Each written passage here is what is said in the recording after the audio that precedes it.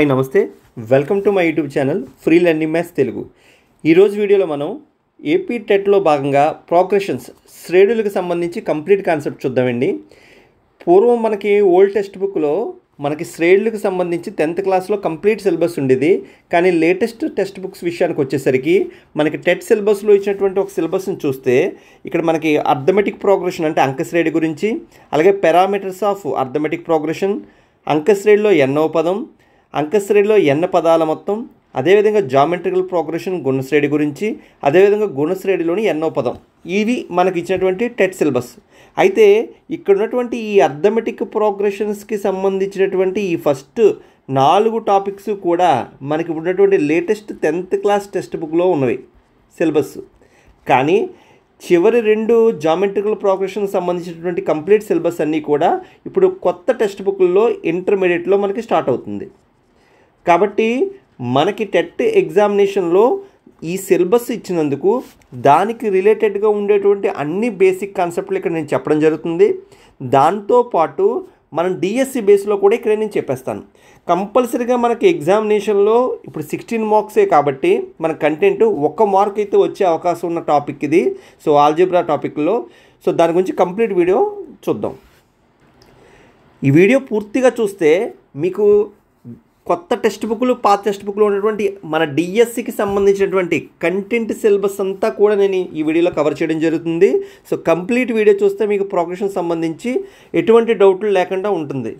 Progressions శ్రేణులు గణిత శాస్త్రంలో దీని యొక్క అధ్యాయం అనేది మనకి సహజ సంఖ్యల యొక్క అధ్యయనాలతో ప్రారంభమైంది. 3000 సంవత్సరాల క్రితమే అంకశ్రేణిలో మొత్తాన్ని కనుగొనే ఫార్ములాస్ అనేవి వాడుకలో ఉండేవి.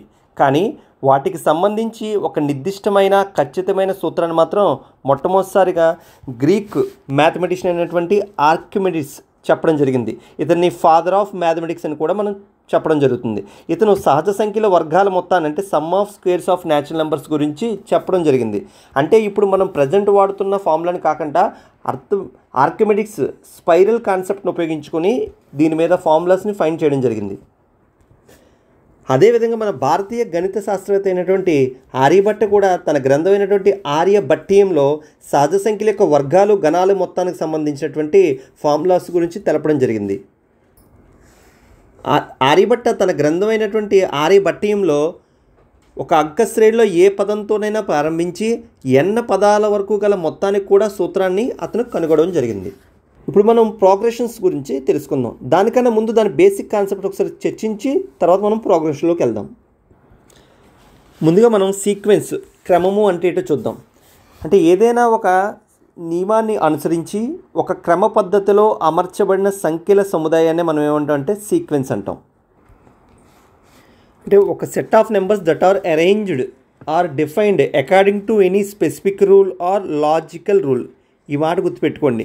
స్పెసిఫిక్ రూల్తో కానీ ఒక లాజికల్ రూల్తో కానీ మనం అరేంజ్ చేసినటువంటి నెంబర్స్ని మనం ఏమని అంటామంటే సీక్వెన్స్ అంటాం. ఇక్కడ దాని అర్థం ఏంటంటే లాజికల్ ఆర్ స్పెసిఫిక్ రూల్ అంటే ఏదో ఒక కామన్ థింగ్ ఉండాలి ఆ నెంబర్స్ మధ్య. ఇప్పుడు ఒక చిన్న ఎగ్జాంపుల్ చూద్దామండి. సెట్ ఆఫ్ ప్రైమ్ నెంబర్స్ మనం తీసుకున్నాం అనుకోండి. మనం ప్రధాన సంఖ్యలు ఏమవుతాయి మనకి 2, 3, 5, 7 ఇవన్నీ మనకి ఏమవుతాయండి ప్రధాన సంఖ్యలు అవుతాయి. ఇప్పుడు వీటి మధ్య మనం చూస్తే ఒక కామన్ డిఫరెన్స్ కానీ లేదంటే ఒక సంఖ్యని గుణించగా కానీ ఎటువంటిది ఏముండదు. కానీ ఇక్కడ ఏ మెథడ్ని ఫాలో అవుతుంది, ఒక లాజికల్ మెథడ్ని ఫాలో అవుతుంది. ఎలాగా ప్రధాన సంఖ్యల నియమానికి సంబంధించి అంటే ఏదైనా ఒక సంఖ్యకు 2 కారణాంకాలు ఉండాలి, అటువంటి సంఖ్యలే మనం ప్రధాన సంఖ్యలు అంటాం అని ఒక లాజికల్ ఆర్ స్పెసిఫిక్ రూల్ని ఫాలో అవుతుంది. లేదా మనం ఒక సెట్ ఆఫ్ ఈవెన్ నెంబర్స్ తీసుకున్నాం అనుకోండి. ఎప్పుడైతే నేను ఈవెన్ నెంబర్స్ అంటే సరి సంఖ్యల గురించి మాట్లాడుతున్నానో ఇప్పుడు సరి సంఖ్యల విషయానికి వచ్చేసరికి మనకి ఏమవుతుందండి 2, 4, 6, 8 ఇవన్నీ కూడా మనకి ఏమవుతున్నాయి సరి సంఖ్యలు అవుతున్నాయి. ఎలా చెప్పగలం వీటి మధ్య ఉండేటువంటి డిఫరెన్స్ అనేది ఎప్పుడు ఎలా ఉంటుంది 2 అనేది ఉండడం జరుగుతుంది. రైట్. సీక్వెన్స్ సంబంధించి మనం చూస్తే సీక్వెన్స్ని 2 టైప్స్గా మనం డివైడ్ చేయొచ్చండి. ఒకటి ఫైనైట్ సీక్వెన్స్, రెండోది ఇన్ఫినైట్ సీక్వెన్స్. ఫైనైట్ సీక్వెన్స్ అంటే ఫైనైట్ నెంబర్ ఆఫ్ టర్మ్స్ ఉంటే దాన్ని మనం ఫైనైట్ సీక్వెన్స్ అంటాం. అంటే పరిమిత సంఖ్యలో మనకి పదాలు ఉంటే దాన్ని ఏమంటాం అంటే మనం ఫైనైట్స్. ఇప్పుడు దానికి ఏదో 2, 4 ఎక్సెట్రా సో ఆన్ 2, 8, 4, 2 అలా కాకుండా నాకు ఇన్ఫినైట్ నెంబర్ ఆఫ్ టర్మ్స్ అనుకోండి 1, 4, 16, 64 ఎక్సెట్రా సో ఆన్ దాన్ని ఇన్ఫినైట్ నెంబర్ ఆఫ్ టర్మ్స్ దాన్ని ఇన్ఫినైట్ సీక్వెన్స్ అంటాం. Next progressions. అసలు శ్రేణి అంటే ఏంటి చూద్దాం. A set of numbers which are defined by some definite rule or specific formula. అంటే ఏం లేదు, మనం కొన్ని పదాలను ఒక నిర్దిష్ట నియమంతో లేదంటే ఒక నిర్దిష్ట సూత్రంతో రాయగలిగితే అటువంటి పదాలను మనం ఏమంటాం అంటే ప్రోగ్రెషన్ శ్రేణి అంటాం. ఇక్కడ మనం గమనిస్తే ఏమన్నామండి, మనం సమ్ డెఫినెట్ రూల్ అను అంటే ఖచ్చితంగా దానికి ఒక సూత్రం అనేది, ఒక నిర్దిష్ట సూత్రం అనేది ఉంటుంది శ్రేణిలో. అంతేకాదు మనం రాసేటువంటి యొక్క శ్రేణిలోని పదాలని ఒక స్పెసిఫిక్ ఫార్ములాను బేస్ చేసుకొని మనం దాని యొక్క పదాలను కూడా ఫైండ్ చేయగలం. సపోజ్ ఇక్కడ ఎగ్జాంపుల్ చూద్దాం. నేను సెట్ ఆఫ్ ఆడ్ నెంబర్స్ అంటే బేసి సంఖ్యల గురించే తీసుకున్నాను అనుకోండి. సో బేస్ సంఖ్యలు అనేది మనకి ఏమవుతుందండి, 1, 3, 5, 7 ఈ విధంగా బేస్ సంఖ్యలు తీసుకున్నాను. ఇప్పుడు బేస్ సంఖ్యలో నేను ఎన్నో పదాన్ని 2n-1గా తీసుకున్నాను అనుకోండి. ఇప్పుడు నేను n = 1 వేసాను అనుకోండి, నాకేమవుతుంది 1 అవుతుంది. 2 వేస్తే 3 వస్తుంది, 3 వేస్తే 5 వస్తుంది. అంటే ఈ విధంగా మనం ఏం చేస్తున్నాం, ఒక స్పెసిఫిక్ ఫార్ములాని రాయగలుగుతున్నాం. అంతేకాకుండా ఒక డెఫినెట్ రూల్తో ఒక నిర్దిష్ట సూత్రంతో రాసే వాటిని మనం ఏమంటాం, శ్రేణులు అంటాం. సో మనం సీక్వెన్స్ గురించి తెలుసుకున్నామండి, అదేవిధంగా ప్రోగ్రెషన్స్ గురించి కూడా తెలుసుకున్నాం. దీన్ని బట్టి మనం స్పష్టంగా ఏం చెప్పగలం, మనం ఏదైనా ఒక ప్రోగ్రెషన్ని అంటే ఒక శ్రేణిని మనం తీసుకుంటే ప్రతి ప్రోగ్రెషను కూడా మనకి ఏమవుతుంది, సీక్వెన్స్ అనేది ఖచ్చితంగా అవతీరుతుంది. కానీ ప్రతి సీక్వెన్స్ అనేది ప్రోగ్రెషను అవ్వచ్చు అవ్వకపోవచ్చు. కాబట్టి every progression is a sequence but converse is not true. Next series అంటే ఏంటి చూడండి. సిరీస్ అంటే ఏం లేదు, మన సీక్వెన్స్లో ఉన్న పదాలని కలిపినా తీసివేసినా లేదా రెండు చర్యలను ఒకేసారి చేసిన అటువంటి వాటిని మనం ఏమంటాం అంటే సిరీస్. దీనికి ఒక ఎగ్జాంపుల్ చూస్తే మనం ఇప్పుడు ఉదాహరణకి నేను 2 + 4 + 6 + 8 + ఎక్సెట్రా సో ఆన్ దీన్ని ఒక సిరీస్గా చెప్పచ్చు. అదేవిధంగా 1 + 4 + 7 + 10 దీన్ని కూడా ఒక సిరీస్గా చెప్పచ్చు. లేదా 1 - 3 + 5 - 7 + 9 దీన్ని కూడా మనం ఏం చెప్పొచ్చు అండి, సిరీస్గా చెప్పొచ్చు. అంటే మనకి సీక్వెన్స్లో ఉండేటువంటి పదాలని కలపడం లేదా తీసివేయడం దాన్ని చేయడాన్ని మనం ఏమంటాం అంటే సిరీస్ అంటాం. సపోజ్ మనం ఇక్కడ A1, A2, A3 నేను ఇలా కొన్ని పదాలు తీసుకున్నాను. ఇవన్నీ కూడా నాకు ఒక సీక్వెన్స్లో ఉన్నాయనుకోండి. సో నాకు వీటి యొక్క సిరీస్ కావాలంటే ఏం చేయాలండి, వీటిని నేను A1 + A2 + A3 so etcetera so on. So దీన్ని మనం ఏమంటామంటే సిరీస్ అంటాం.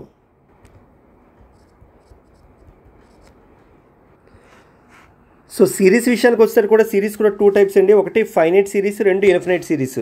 అంటే ఫైనైట్ సిరీస్ అంటే ఇప్పుడు ఫైనైట్ నెంబర్ ఆఫ్ టర్మ్స్ ఉంటే ఎగ్జాంపుల్ నేను A1 + A2 + etcetera so on AN ఇలా ఫైనైట్ నెంబర్ ఆఫ్ సిరీస్ తీసుకున్నాను. ఇప్పుడు దీన్ని నేను సమ్మేషన్లో రాయాలనుకుంటే ఏం రాయొచ్చండి, సింపుల్గా మనం సిగ్మా ఏదో I = 1 to n AI. So దీన్ని మనం ఏంటంటే ఫైనైట్ సిరీస్ అంటాం. అదేవిధంగా ఇన్ఫినైట్ సిరీస్ అంటే మనం తీసుకున్నటువంటి సిరీసెస్లో ఉండేటువంటి టర్మ్స్ అనేవి ఇన్ఫినైట్గా అంటే అనంతంగా ఉంటే అటువంటి వాటిలో మనం ఏమంటే ఇన్ఫినైట్ సిరీస్ అంటాం. ఇప్పుడు దీని యొక్క మనకి సమ్మేషన్ తీసుకోవాలనుకుంటే నేను ఏ విధంగా తీసుకోవచ్చండి, సిగ్మా అంటే summation of I = 1 to ∞ AI తీసుకోవడం జరుగుతుంది. సో మనం ప్రోగ్రెషన్ విషయానికి వచ్చేసరికి మనం ప్రోగ్రెషన్ 3 టైప్స్ ఆఫ్ ప్రోగ్రెషన్గా చెప్పుకోవడం జరుగుతుందండి. అందులో మొదటిది AP అంటే అర్థమెటిక్ ప్రోగ్రెషన్ అంకశ్రేణి, రెండవది GP జామెట్రికల్ ప్రోగ్రెషన్ గుణశ్రేణి, అదేవిధంగా మూడోది హార్మోనిక్ ప్రోగ్రెషన్ అరాత్మక శ్రేణి. కానీ మనకు ఉండేటువంటి సిలబస్లో కేవలం అర్థమెటిక్ ప్రోగ్రెషను అదేవిధంగా జామెట్రికల్ ప్రోగ్రెషన్ మాత్రమే ఇవ్వడం జరిగింది టెట్కి సంబంధించి. ఈ 2 విషయాలు మనం ఇప్పుడు నేర్చుకొని తర్వాత హార్మోనిక్ ప్రోగ్రెషన్ గురించి కూడా నేర్చుకుందాం.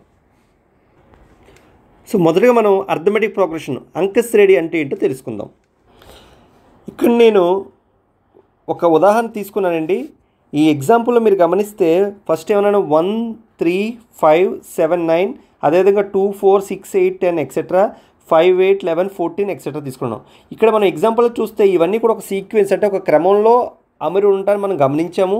అంతేకాకుండా ఈ పదాలు అన్నీ కూడా ఒక సూత్రం ప్రకారం వెళ్తున్నాయనే విషయాన్ని చూద్దాం. ఇప్పుడు మనం గమనిస్తే ఇక్కడ చూడండి 1కి 2 కలిపితే ఎంత వస్తుంది, నాకు 3, దీనికి 2 కలిపితే 5, దీనికి 2 కలిపితే 7, దీనికి 2 కలిపితే 9. అంటే ఏమవుతుంది, అన్ని సంఖ్యలు కూడా 2 అనే సంఖ్యతో కలపగా వస్తున్నాయి వరుస క్రమం. అదేవిధంగా ఇక్కడ కూడా మనం గమనిస్తే ఇక్కడ కూడా మనకి ఏమవుతుందంటే 2 అనే సంఖ్య కలిపితే వస్తుంది. ఇక్కడ గమనిస్తే మనకి ఏమవుతుందండి, 3 అనే సంఖ్యను మనం కలపగా వరుస ఉన్న పదాలు క్రమము ఏర్పడడం జరుగుతుంది. అంటే ఇక్కడ ఉండేటువంటి పదాలన్నీ కూడా ఒక స్పెసిఫిక్ రూల్ని ఫాలో అవుతున్నాయి. కాబట్టి ఇటువంటి ప్రోగ్రెషన్స్ని మనం ఏమంటామంటే అర్థమెటిక్ ప్రోగ్రెషన్ అంటాం. క్లియర్? అంటే అర్థమెటిక్ ప్రోగ్రెషన్ అంటే ఏం లేదండి, మొదటి పదం మినహా మిగిలిన పదాలన్నీ దాని పూర్వ పదానికి ఒక స్థిర సంఖ్యను కలపగా వచ్చే సంఖ్యల వరుసనే మనం ఏమంటామంటే అంకశ్రేణి అని అంటాం.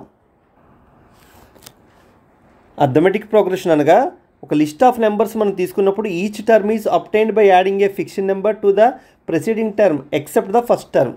ఇక్కడ మనం గమనిస్తే ఇచ్చినటువంటి యొక్క నెంబర్స్ని మనం ఏమని అంటామంటే టర్మ్స్ అని పిలుస్తాం. అంటే ఒక్కొక్క పదాన్ని ఒక్కొక్క టర్మ్గా పిలుస్తాం. మనం అంకశ్రేణిలో అర్థమెటిక్ ప్రోగ్రెషన్లో జనరల్ ఫామ్ చూస్తే సాధారణ మనం టర్మ్స్ని a plus d, a plus 2d, a plus 3d etcetera so on a plus n-1 into డిగా రాయడం జరుగుతుంది. ఇక్కడ మనం గమనిస్తే ఏని ఫస్ట్ టర్మ్ అని, అదేవిధంగా ఏ ప్లస్ డిని సెకండ్ టర్మ్ అని, దీన్ని థర్డ్ టర్మ్ అని, దీన్ని nth టర్మ్ అని తీసుకోవడం జరుగుతుంది. సో ఇక్కడ మనం ఫస్ట్ టర్ము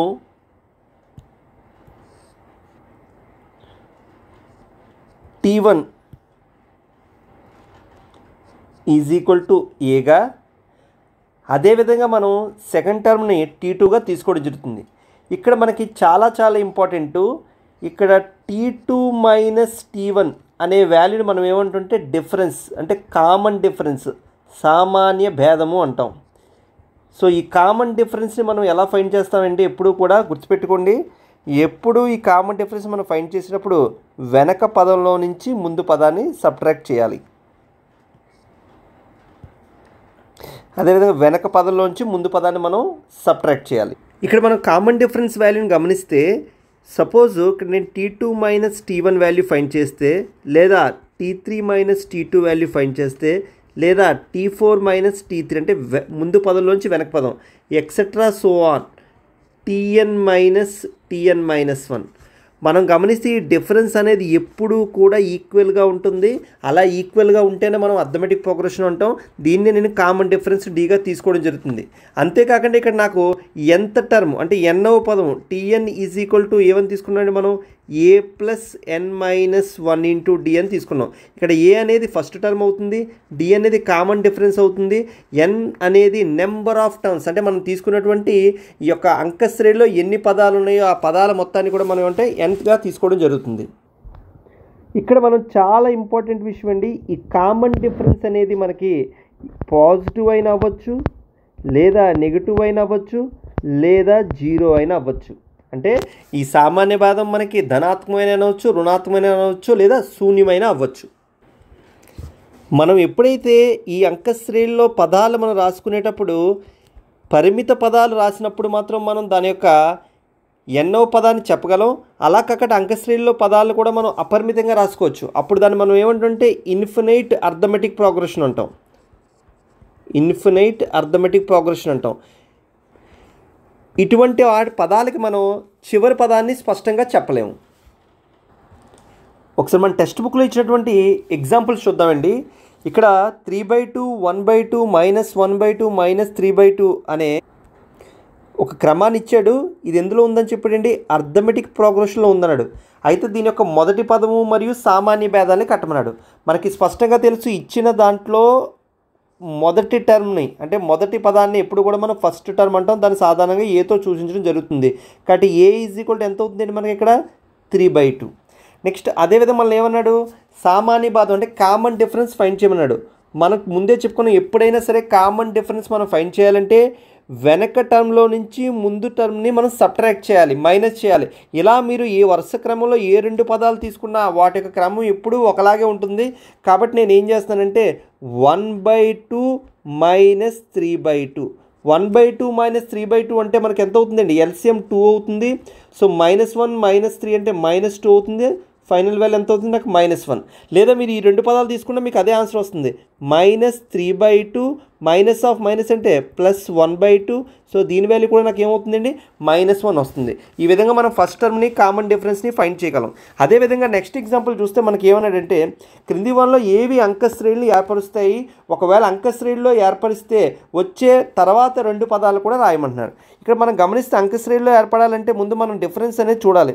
10కి 4కి డిఫరెన్స్ ఎంతండి 6, 16కి 10కి డిఫరెన్స్ 6, 22కి 16 డిఫరెన్స్ 6. ఎప్పుడైతే ఈ కామన్ డిఫరెన్స్ అనేది ఈక్వల్గా ఉందో ఖచ్చితంగా అది ఏమవుతుందండి అంక శ్రేణిలో ఉంటుంది. సో నెక్స్ట్ పదం మనకు కావాలంటే మనం చెప్పుకున్నాం ఏమన్నాం, ఎప్పుడైనా సరే అంక శ్రేణిలో మొదటి పదం మినహా రిమైనింగ్ పదాలను ఒక స్థిర సంఖ్యతో కలపగా వచ్చే క్రమాన్ని మనం ఏమంటాం అంక శ్రేణి అన్నాం. సో ఇప్పుడు నాకు నెక్స్ట్ పదం కావాలంటే మనకి ఏమవుతుందండి 22కి 6 కలిపితే చాలు 28, నెక్స్ట్ 28కి 6 కలిపితే ఎంత అవుతుందండి 34. అదేవిధంగా సెకండ్ ఎగ్జాంపుల్ చూద్దాం. అంటే ఇది అంక శ్రేణిలో ఉంది. -1 అంటే -2 అవుతుంది. సో -3 మైనస్ ఆఫ్ మైనస్ అంటే +1 అంటే ఇది కూడా -2 అవుతుంది. అదేవిధంగా -5 +3 అంటే ఇది కూడా -2 అవుతుంది. అంటే ఇది కూడా మనకి ఎందులో ఉందండి అంక శ్రేణిలో ఉంది. ఎప్పుడైతే అంక శ్రేణిలో ఉందో ఇక్కడ కామన్ డిఫరెన్స్ సామాన్య భేదం ఎంత అవుతుందండి నాకు -2 అవుతుంది. కాబట్టి దీనికి -2 కలపాలి. కాబట్టి -5కి -2 కలిపితే ఎంతండి -7, -7కి -2 కలిపితే -9. అదేవిధంగా నెక్స్ట్ ఎగ్జాంపుల్ చూద్దామండి. ఇక్కడ కామన్ డిఫరెన్స్ చూస్తే 2 మైనస్ ఆఫ్ -2 అంటే +2 అవుతుంది. కాబట్టి కామన్ డిఫరెన్స్ ఎంత అవుతుందండి 4 అవుతుంది. ఇక్కడ చూస్తే -2 అంటే కామన్ డిఫరెన్స్ -4 అవుతుంది. అంటే ఇక్కడ ఏమవుతుంది నాకు సామాన్య భేదం అనేది సమానంగా రావట్లేదు కాబట్టి ఇది అంక శ్రేణిలో ఉండదు. ఎప్పుడైతే అది అంక శ్రేణిలో ఉన్నాయో వాటి యొక్క వరుస క్రమాన్ని కూడా మనం చెప్పడానికి కొద్దిగా కష్టంగా ఉంటుంది. నెక్స్ట్ ఫోర్త్ ఎగ్జాంపుల్ చూద్దాం. 1 - 1 ఎంతండి 0. ఇక్కడ కూడా 1 - 1 ఎంతండి 0. ఇక్కడ 2 - 1 అంటే ఎంతండి 1. ఇక్కడ కూడా మనకి ఏమవుతుంది సామాన్య భేదం అనేది క్రమాలను అనుసరించి మారిపోతుంది. కాబట్టి ఇది కూడా మనకి ఏమవుతుంది అర్థమెటిక్ ప్రోగ్రెషన్లో ఉండదు. సో నెక్స్ట్ మనకి టెక్స్ట్ బుక్లో ఇచ్చినటువంటి ఎక్సర్సైజ్ ఒకసారి చూద్దామండి. ఈ క్రింది సంఘటనలో ఏ ఘటనలో ఏర్పడే సంఖ్యల జాబితా అంక శ్రేణి అవుతుంది ఎందుకు అని అడుగుతున్నాడు. సో ఫస్ట్ చూస్తే ఒక ట్యాక్సీకి మొదటి కిలోమీటర్ ప్రయాణానికి 15 రూపాయల చొప్పున, తర్వాత ప్రతి కిలోమీటర్కి 8 రూపాయల చొప్పున చెల్లించాల్సి ఉన్న ప్రతి కిలోమీటర్ తర్వాత చెల్లించాల్సిన సొమ్ము ఎంత అని అడుగుతున్నాడు. అంటే ఫస్ట్ కిలోమీటర్కి ఎంత అన్నారండి 15 రూపాయలు అన్నారు. సో నెక్స్ట్ 8 రూపాయల చొప్పున చెల్లించాల్సి ఉంటుంది ప్రతి కిలోమీటర్కి అదనంగా. అంటే 15 రూపాయలకి మనకు 8 రూపాయలు కలిపితే ఎంత అవుతుందండి 23.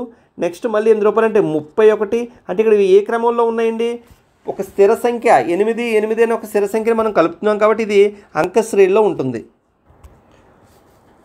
నెక్స్ట్ కొంచెం చూద్దామండి. ఒక వాక్యూమ్ పంపు సిలిండర్లో ఉండే గాలి నుండి 1/4 వంతు తీసివేసిన ప్రతిసారి సిలిండర్లో ఉండే గాలి పరిమాణం ఎంత? ఇప్పుడు మీకు అర్థం అవడం కోసం ఒకసారి చిన్న కాన్సెప్ట్ని అర్థం చేసుకోండి. ఈ క్వశ్చన్లో మనకి ఏమన్నాడండి 1/4 వంతు తీస్తున్నాడు. అంటే సపోజ్ అందులో ఉన్న వాల్యూమ్ 4 వంతులు అయితే ఇందులో నుంచి ఎప్పుడు ఎంత తీస్తాడండి 1 వంతు తీసేస్తున్నాడు. ఇప్పుడు 4 వంతుల్లో 1 వంతు తీసేస్తే ఇంకా మిగిలింది ఎంత అవుతుందండి 3 వంతులు. మొత్తం ఎంత 4 అంటే 3/4 వంతు మిగులుతుంది. ఇప్పుడు క్వశ్చన్లో చూద్దాం. సపోజు నేను వాల్యూమ్ని ఏదో V అనుకున్నాను. ఇందులో ఫస్ట్ వాల్యూమ్ V అనే వాల్యూమ్ ఉంది. దీంట్లో నుంచి నాకు ఏమన్నాడండి 1/4 వంతు తీసాడు. ఎప్పుడైతే 1/4 వంతు తీసాడు అంటే 4 వంతుల్లో 1 వంతు పోయింది కాబట్టి ఇంకా రిమైనింగ్ నాకు ఎంత అవుతుందండి 3/4 ఆఫ్ వాల్యూమ్. మరలా నాకు ఏమన్నాడు ఇందులో నుంచి మళ్ళీ నాకు 1/4 ఆఫ్ వాల్యూమ్ని రిమూవ్ చేశారని చెప్పాడు. సో ఇప్పుడు మిగిలి ఉన్న వాల్యూమ్ ఎంతండి 3/4 ఆఫ్ వాల్యూము. ఇందులో నుంచి మళ్ళీ ఏమన్నాడు 1/4 ఆఫ్ రిమూవ్ చేసాడంటే ఇంకా మిగిలింది ఎంత అవుతుంది మళ్ళీ 3/4 ఆఫ్ 4 వాల్యూమ్ రిమైనింగ్ అవుతుంది. అంటే ఇప్పుడు నాకు ఓవరాల్ వాల్యూ ఇది ఎంత అవుతుందండి 9/16 ఆఫ్ వాల్యూమ్. సేమ్ మళ్ళీ నేను చూసుకున్నాను అనుకోండి దీన్నే. ఇప్పుడు నాకు మిగిలింది ఎంతండి 9/16 ఆఫ్ వాల్యూమ్. ఇందులో నుంచి నాకు ఏమన్నాడు 1/4 రిమూవ్ చేశాడు. ఎప్పుడైతే 1/4 రిమూవ్ చేశాడో నాకు రిమైనింగ్ మిగిలిందే కావాలంటే ఎంత అవుతుందంటే అది మళ్ళీ 3/4 ఆఫ్ వాల్యూమ్. కాబట్టి 27/64 ఆఫ్ వాల్యూమ్ ఈ విధంగా వస్తుంది. ఇప్పుడు మనం గమనిస్తే ఈ పదాల్లో ఉన్నటువంటి కామన్ డిఫరెన్స్ అనేది ఎప్పుడు కూడా మనకి ఎలాగుంటుంది ఈక్వల్గా ఉండదు. కాబట్టి ఇది అర్థమెటిక్ ప్రోగ్రెషన్లో ఉండదు. సో నెక్స్ట్ క్వశ్చన్ చూద్దాం. ఒక బావిని తవ్వడానికి మొదట 150 రూపాయలు వంతున, ఆపై ప్రతి మీటర్కు 50 రూపాయల వంతున చెల్లించాలి. అయినా ప్రతి మీటర్ తర్వాత చెల్లించాల్సిన సొమ్ము ఎంత అని అడుగుతున్నాడు. సో ఇది కూడా ఖచ్చితంగా స్థిర సంఖ్య ఉంది కాబట్టి మనకి ఏమవుతుందండి, ఖచ్చితంగా అర్థమెటిక్ ప్రోగ్రెషన్లో ఉంటుంది. కాబట్టి మొదటగా 150 రూపాయలు ఇస్తే తర్వాత ఎంత అవుతుందండి, 200, తర్వాత 250, తర్వాత 300, ఈ విధంగా మనం చెల్లించాల్సి ఉంటుంది. ఇది అర్థమెటిక్ ప్రోగ్రెషన్లో ఉంటుంది. సో నెక్స్ట్ ఫోర్త్ కొంచెం చూద్దాం. ఒక బ్యాంకులో 10,000 రూపాయల సొమ్ముని 8% చక్ర వడ్డీ ప్రకారం పొదుపు చేసిన ప్రతి సంవత్సరం చివరిలో ఖాతాలో ఉండే సొమ్ము ఎంత అని అడుగుతున్నాడు. సో చక్ర వడ్డీ అంటే ఏంటంటే మనకి ఆ చక్ర వడ్డీ అంటే కాంపౌండ్ ఇంట్రెస్ట్ అనే పదాన్ని మనం అర్థం చేసుకోవాలి. ఇప్పుడు ఉదాహరణకి నేను ఒక 10,000 రూపాయలని ఒక వ్యక్తి దగ్గర అప్పుగా తీసుకున్నాను. దీనికి ఏదో నేను క్యాలిక్యులేషన్ కోసం ఒక 8% రేట్ ఆఫ్ ఇంట్రెస్ట్ అనుకున్నాను. ఎప్పుడైతే 8% రేట్ ఆఫ్ ఇంట్రెస్ట్ అనుకున్నానో నేను మొదటి సంవత్సరం చెల్లించే వడ్డీ అసలు మీద ఎంత అవుతుందండి, 1000. క్లియర్.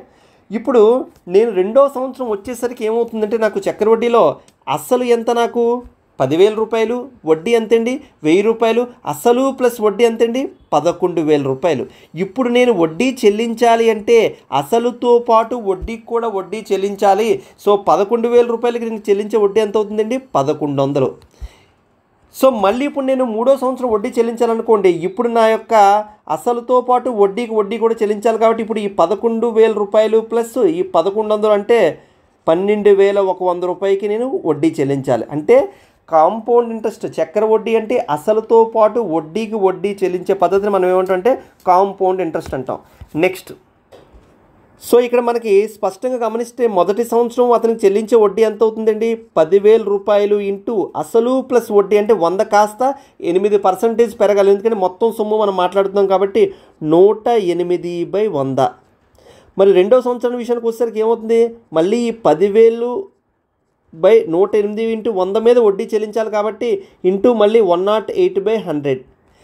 అదేవిధంగా మూడో సంవత్సరం విషయానికి వచ్చేసరికి 10,000 ఇంటూ ఇది హోల్ స్క్వేర్గా రాసుకుంటే ఇది 108/100 హోల్ క్యూబ్ అవుతుంది. సో ఈ విధంగా మనకి పదాలు అనేవి వస్తాయి. ఇక్కడ కూడా గమనిస్తే మనకి సామాన్య భేదం ఎలా ఉంటుందండి, ఈక్వల్గా ఉండదు. కాబట్టి ఇది కూడా ఎందులో ఉండదండి, అర్థమెటిక్ ప్రోగ్రెషన్లో ఉండదు. సో ఈ విధంగా మనకి టెక్స్ట్ బుక్లో ఉండే రిమైనింగ్ ప్రాబ్లమ్స్ అన్నీ కూడా నార్మల్ బేస్డ్ ప్రాబ్లమ్స్. ఇక్కడ నేను అట్లా సాల్వ్ చేయట్లేదు. సో నెక్స్ట్ కాన్సెప్ట్ మనం ముందుకెళ్దాం. అంకశ్రేణి అర్థమెటిక్ ప్రోగ్రెషన్లో మనం మొదటి పదాన్ని ఏగాను, వాటి యొక్క సామాన్య భాగం కామన్ డిఫరెన్స్ని డీగా తీసుకుంటే దాని యొక్క సాధారణ రూపాన్ని మనం ఏం రాస్తామండి, a, a plus d, a plus 2d, etcetera so on a plus n-1 into d. ఇక్కడ మనం గమనిస్తే దీన్ని మనం ఏమన్నామండి, ఫస్ట్ టర్మ్ మనం అంటే t1, దీన్ని మనం ఏమన్నామండి t2, దీన్ని t3, ఇక్కడ దీన్ని tnగా తీసుకున్నాం. ఇక్కడ మనం స్పష్టంగా గమనిస్తే నాకు t2 పదంలో నేను రాసినప్పుడు నేను ఇక్కడ చూడండి ఏం రాస్తున్నాను, దీన్ని రాస్తే t1ని a ప్లస్ 1-1 ఇంటూ d. ఇప్పుడు అదేవిధంగా దీన్ని రాస్తే a ప్లస్ 2-1 ఇంటూ d, దీన్ని రాస్తే a ప్లస్ 3-1 ఇంటూ d. అదేవిధంగా సో అని ఎన్నో పదాన్ని ఏం రాసామండి, a ప్లస్ n-1 ఇంటూ dగా మనం రాయడం జరిగింది. అంటే దీన్ని బట్టి మనం స్పష్టంగా మనం చెప్పగలం. ఎప్పుడైనా సరే మనకి ఏదైనా పదం కావాలి అంటే సింపుల్గా మనం చెప్పొచ్చు, ఏమీ లేదు. ఇప్పుడు ఉదాహరణ నాకు ఇందులో T25 పదం కావాలనుకోండి. సో నాకు మొదటి పదం a ప్లస్ నాకు తర్వాత 24 పదాలు ఉంటాయి కాబట్టి 24 ఇంటూ d. క్లియర్. సో ఈ విధంగా మీరు T25 కావాలంటే మనం ఏం చేయొచ్చండి, a ప్లస్ 24 ఇంటూ d అనిగా రాసుకోవచ్చు. ఇప్పుడు నాకు 120 పదం కావాలనుకోండి, మనం ఏం రాయొచ్చండి, a ప్లస్ దీనికి ఒకటి తగ్గిస్తే చాలు 119d. అదేవిధంగా నాకు tm పదం కావాలనుకోండి, a ప్లస్ దీనికి ఒకటి తగ్గిస్తే m-1 ఇంటూ d. ఈ విధంగా మనం ఎన్నో పదాన్ని సింపుల్గా రాసుకోగలం. నెక్స్ట్ మనకి టెక్స్ట్ బుక్లో ఇచ్చినటువంటి ఈ ఎగ్జాంపుల్స్ చూద్దామండి. ఈ పదాలు అనేవి 2, 7, 12 అనేవి అంకశ్రేణిలో ఉంటే 10వ పదాన్ని కట్టమంటున్నాడు. మనం ఇప్పుడే చెప్పుకున్నానండి, మీకు ఎప్పుడైనా సరే ఎన్నో పదం కావాలన్నా దాన్ని సింపుల్గా రాయొచ్చు. ఇప్పుడు నాకు దానికి ముందుగా మనం చేయాల్సింది ఏంటండి, ఇందులో ఫస్ట్ టర్మ్ ఎంత, a = 2. అదేవిధంగా కామన్ డిఫరెన్స్ అంటే వెనక పదంలోంచి ముందు పదాన్ని మనం సబ్ట్రాక్ట్ చేయాలి కాబట్టి 7 - 2 ఎంత అవుతుందండి, 5.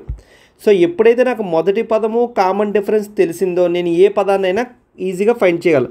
ఇప్పుడు నాకు T10 కావాలి కాబట్టి మనకి ఏం చేయాలండి, ఎప్పుడు దీనికి ఒకటి తగ్గిస్తే చాలు. కాబట్టి A ప్లస్ 9D అనేది T10 పదం అవుతుంది. ఇప్పుడు ఏ వాల్యూ ఎంత 2 ప్లస్ D వాల్యూ ఎంత అండి 5. సో 9 ఎంత అండి 45. కాబట్టి 45 ప్లస్ 2 అంతా 47 అనేది మనకి 10th టర్మ్ అనేది అవుతుంది. అదేవిధంగా నెక్స్ట్ ప్రాబ్లం చూద్దామండి. 21, 18, 15 అనేది అంక శ్రేణిలో ఉంటే -81 అనేది ఎన్నో పదం అవుతుంది అని అడుగుతాడు. సో ముందుగా మనకి ఇందులో మొదటి పదం A = ఎంత అవుతుందండి 21 అవుతుంది. సో కామన్ డిఫరెన్స్ ఎప్పుడు కూడా వెనక పదం నుంచి ముందు పదాన్ని తీయాలి. కాబట్టి 18లో నుంచి -21 తీస్తే ఎంత అవుతుందండి, నాకు -3 అవుతుంది. అంటే తగ్గుతూ ఉంటుంది వాల్యూ. సో ఇప్పుడు నాకు ఎన్నో పదం అంటే ఈ పదం యొక్క ఎన్నో పదం అవుతుందో మనకు కావాలి -81. సపోజ్ జనరల్గా మనకు తెలుసు Tn = ఏమవుతుందండి A plus n minus 1 into D. ఈ Tn పదాన్ని మనకి ఎంత అన్నాడు -81 అని ఇవ్వడం జరిగింది. సో ఏ వాల్యూ అంతండి నాకు 21 plus n minus 1 into D value ఎంతండి -3. ఇప్పుడు నాకు ఈ +21 కాస్త ఇటుపక్క వస్తే నాకు ఏమవుతుంది, అది -21 అవుతుంది. కాబట్టి ఇక్కడ నేను -3 into n-1 is equal to, so ఈ వాల్యూ కూడా అక్కడికి వెళ్తుంది, నాకు -21 అవుతుంది. కాబట్టి -102. సో మైనస్కి మైనస్కి క్యాన్సిల్ అవుతుంది. సో 3 అనేది మనకి ఎన్నిసార్లు క్యాన్సిల్ అవుతుందండి, సో 34 టైమ్స్ క్యాన్సిల్ అవుతుంది. So n-1 is equal to 34 అయితే n ఈజ్ ఈక్వల్ టు ఎంత అవుతుందండి 35 అవుతుంది. కాబట్టి సో 35th టర్మ్ అంటే T35 టర్మ్ అనేది నాకు ఏమవుతుందండి -81 వాల్యూ అవుతుంది. సో నెక్స్ట్ ఇంకేమన్నాడండి, ఏదైనా ఒక పదము 0 అవుతుందా, నీ సమాధానికి కారణాలు ఇవ్వు అని అడిగారు. ఇక్కడ మనం గమనిస్తే ఇచ్చిన శ్రేణి అంకశ్రేణిలో ఉందన్నారు. అంకశ్రేణి అంటే ఏంటండి, మొదటి పదాన్ని మినహాయించి మిగతా పదాల గురించి సామాన్య భేదాన్ని కలపడం కానీ తీయడం కానీ జరగాలి. ఇక్కడ నేను మొదటి పదాన్ని 21ని పక్కన పెడితే ఇక నాకు రిమైనింగ్ ఎంత ఉందండి 18. మనకి కామన్ డిఫరెన్స్ ఎంత అవుతుందండి 3 -3 అవుతుంది. ఇక్కడ 3 అనేది 18. ఇక్కడ కామన్ డిఫరెన్స్ అనేది నాకు ఎంత అవుతుందండి 3 అవుతుంది. ఈ 3తో 18 అనేది నిశ్శేషంగా భావించబడుతుంది. కాబట్టి ఖచ్చితంగా ఏదో ఒక పదం 0 అయ్యే అవకాశం ఉంది. ఎందుకంటే ఈ ట్రిక్ చెప్పాను. మనకు ఒకసారి టెట్ అండ్ డిఎస్సి ఎగ్జామినేషన్ ఇలాంటి కాన్సెప్ట్ మీద ఒక క్వశ్చన్ అడిగాడు. ఆ క్వశ్చన్ నెక్స్ట్ చేద్దాం, మీకు అర్థమవుద్ది. అందుకని ఇప్పుడు క్వశ్చన్లో ఏమంటున్నాడు, ఎన్నో పదం 0 అవుతుంది అన్నాడు. సేమ్ ఇదే విధంగా మనం తీసుకుందామండి. సో నాకు 0 టర్మ్ అవ్వాలి కాబట్టి 0 is equal to first term ఎంత 21 ప్లస్ n-1 ఇంటూ -3. ఈ 21 కాస్త అటుపక్క వెళ్తే -21 అవుతుంది. కాబట్టి -21 is equal to n-1 into -3. So మైనస్కి minus cancel 3 7s. So n is equal to అప్పుడు నాకు ఎంత అవుతుందండి 8th టర్మ్ అవుతుంది. అంటే T8 అనే పదము ఖచ్చితంగా మనకి ఏమవుతుందండి 0 అవుతుంది. సో నెక్స్ట్ కొంచెం చూస్తే మనకి 3వ పదం 5, 7వ పదం 9గా ఉండేటట్లు ఒక అంక శ్రేణిని కనుక్కోమన్నాడు. సో 3వ పదం అంటే T3. అంటే మనకి ఎంత అండి, ఇక్కడ A ప్లస్ 2D ఒకటి తగ్గించి రాయడం తెలుసు కదా 5. అదేవిధంగా 7వ పదం అంటే T7 మనకి ఏమవుతుందండి A ప్లస్ 6D, ఈ వాల్యూ ఎంత అవుతుంది 9. ఇప్పుడు దీన్ని అనుసరించి ఒక అంక శ్రేణి రాయాలంటే, ఇప్పుడు అంక శ్రేణిలో రాయాలంటే మనకి మొదటి పదం తెలియాలి, అదేవిధంగా కామన్ డిఫరెన్స్ కూడా తెలియాలి. సపోజ్ దీన్ని నేను అనుసరించి రెండింటికి మధ్య డిఫరెన్స్ కట్టాను అనుకోండి, ఇప్పుడు నాకు ఏమవుతుందండి ఏ క్యాన్సిల్ అవుతుంది. 6 - 2D అంటే 4D ఈజ్ ఈక్వల్ టు ఎంత అవుతుందండి, నాకు 4 అవుతుంది. అప్పుడు D ఈజ్ ఈక్వల్ నాకు ఎంత అవుతుందండి 1. ఎప్పుడైతే మనకి కామన్ డిఫరెన్స్ తెలిసిందో దాన్ని బేస్ చేసుకుని నేను మొదటి పదాన్ని ఫైండ్ చేస్తాను. ఎప్పుడైతే D వాల్యూ 1 వేసానో ఇక్కడ నాకు ఏమవుతుందండి A ప్లస్ 2 ఇంటూ 1 అంటే 2 ఈజ్ ఈక్వల్ టు 5 అవుతుంది. అప్పుడు A ఈజ్ ఈక్వల్ టు మొదటి పదం 3 అవుతుంది. సో నాకు మొదటి పదం తెలుసు, కామన్ డిఫరెన్స్ తెలుసు, కాబట్టి నేను ఒక అంకశ్రేణిని ఈజీగా రాయగలను. కాబట్టి అంకశ్రేణి నాకు ఏమవుతుందండి 3, ఒక పదాన్ని కలిపితే 4, 5, 6, 7 ఇవన్నీ కూడా మనకి ఏమవుతుందండి అంకశ్రేణిలో ఉంటుంది. నెక్స్ట్ నుంచి చూద్దామండి. 5, 11, 17, 23 అనే జాబితాలో 301 ఉంటుందో లేదో కనుగొనమన్నాడు. అసలు ఇది ముందు అర్థమెటిక్ ప్రోగ్రెషన్లో ఉంటుందో లేదో చూద్దాం. సో దీని యొక్క డిఫరెన్స్ చూస్తే ఎంతండి 6, డిఫరెన్స్ 6, డిఫరెన్స్ 6. కాబట్టి ఖచ్చితంగా ఇది అర్థమెటిక్ ప్రోగ్రెషన్లో ఉంటుంది.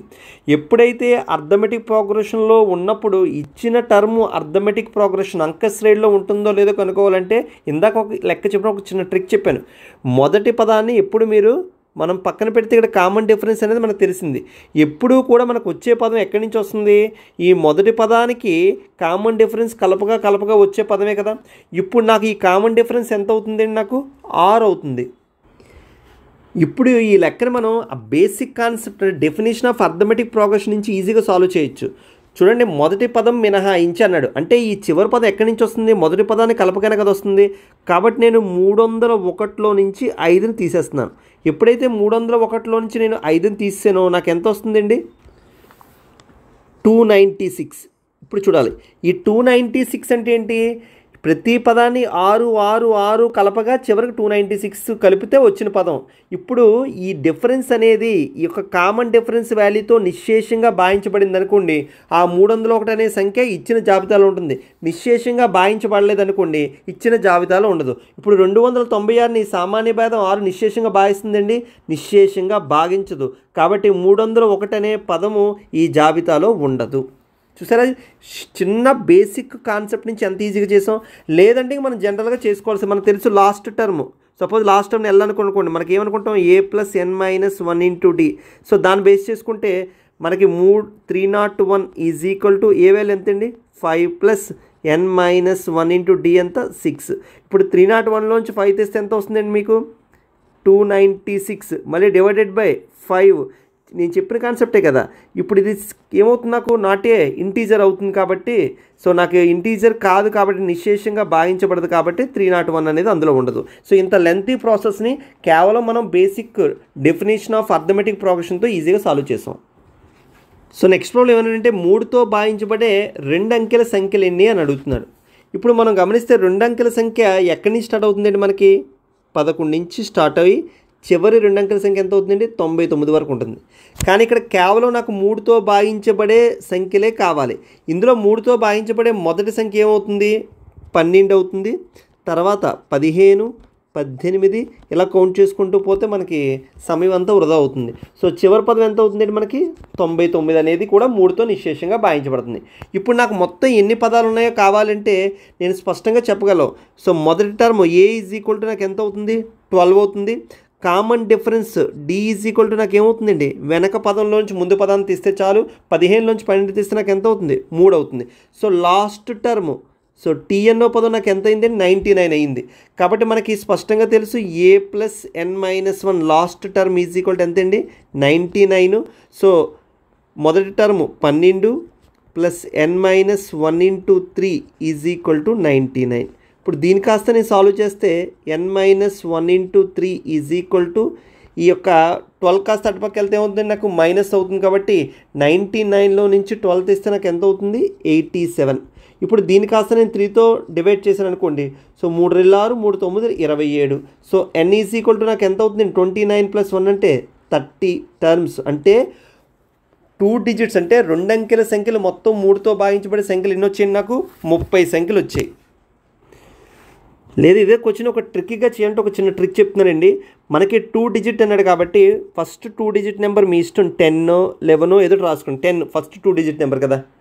లాస్ట్ 2 డిజిట్ నెంబర్ ఏంటి? నాకు 99. నాకు 3తో డివిజిబుల్ అవ్వే సంఖ్యలు ఎన్నో కావాలంటే ఏమీ లేదు, 10 కాస్త 3తో డివైడ్ చేయండి, 99 కూడా 3తో డివైడ్ చేయండి. ఇలా డివైడ్ చేసేటప్పుడు మనకు వచ్చేటువంటి కోషియంట్ వాల్యూ ఎప్పుడూ కూడా డెసిమల్ లేకుండా రాయాలి. ఇప్పుడు దానికి 10/3 అంటే నాకు ఎంత అవుతుంది? 3.33 వస్తుంది. కానీ నేను కేవలం 3 రాసుకుంటాను. ఆ డెసిమల్, ఆ ఫ్రాక్షనల్ పార్ట్ నాకు అనవసరం. ఇక్కడ నాకు 99 3తో డివైడ్ చేస్తే ఎన్నిసార్లు క్యాన్సిల్ అవుతుందండి? 33 టైమ్స్ క్యాన్సిల్ అవుతుంది. ఇక్కడ ఒక విషయం మీరు గమనించాలి. ఈ యొక్క మొదటి టర్మ్ అనేది నిశ్శేషంగా భాగించబడే సంఖ్య కాదు. యాక్చువల్గా 3.33 సంథింగ్ డెసిమల్ వస్తుంది.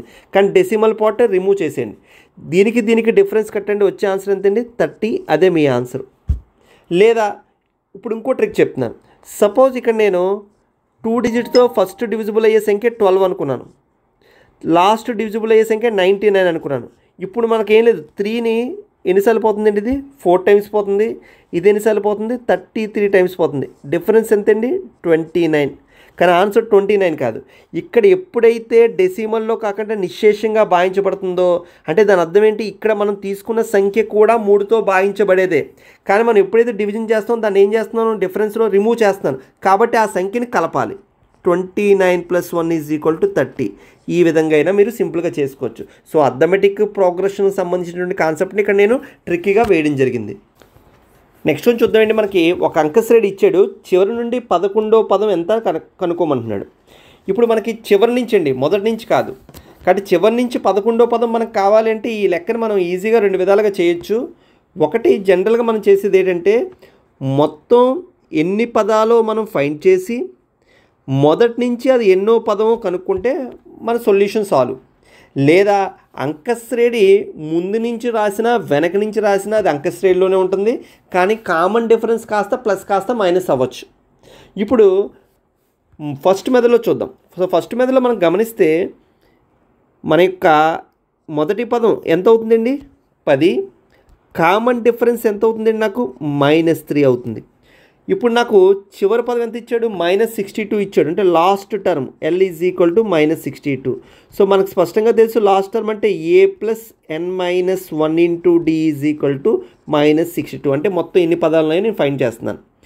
ఇప్పుడు నాకు ఏ వాల్యూ ఎంతండి? 10. అదేవిధంగా D వాల్యూ ఎంతండి? -3 = -62. ఈ ప్లస్ కాస్త అటుపక్క వెళ్తే మైనస్ అవుతుంది కాబట్టి so -3 × n - 1 = -72. So minus cancel అవుతుంది. 3లో 72 అనేది 24 టైమ్స్ క్యాన్సిల్ అవుతుంది కాబట్టి n = ఎంత అవుతుందండి? 25. అంటే ఓవరాల్గా మనకి ఇందులో ఉండేటువంటి పదాలు ఎన్నండి? మొత్తం 25 పదాలు ఉన్నాయి. ఈ 25 టర్మ్స్లో వెనక నుంచి ఇది ఎన్నో పదం అన్నాడు? 11వ పదం అన్నాడు. వెనక నుంచి 11వ పదం అంటే ఆల్రెడీ ఇక్కడ 25 పదాలు, ఇక్కడ 11 ఉన్నాయి. ఇంక ఇక్కడ ఎన్ని పదాలు ఉంటాయి? ఇంకా 14 పదాలు ఉంటాయి. క్లియర్?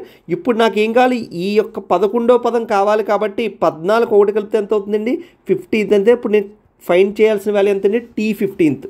లేదా ఇంకా సింపుల్గా మనం ఫైండ్ చేయాలనుకుంటే టోటల్ టర్మ్స్లో నుంచి మనకు కావాల్సినటువంటి టర్మ్ తీసి +1 చేస్తే వచ్చే ఆన్సరే మన ఆన్సర్. క్లియర్? ఇప్పుడు నాకు T15 అంటే మనకి స్పష్టంగా తెలుసు A + 14D. So A value ఎంత అండి? 10. D వాల్యూ ఎంత?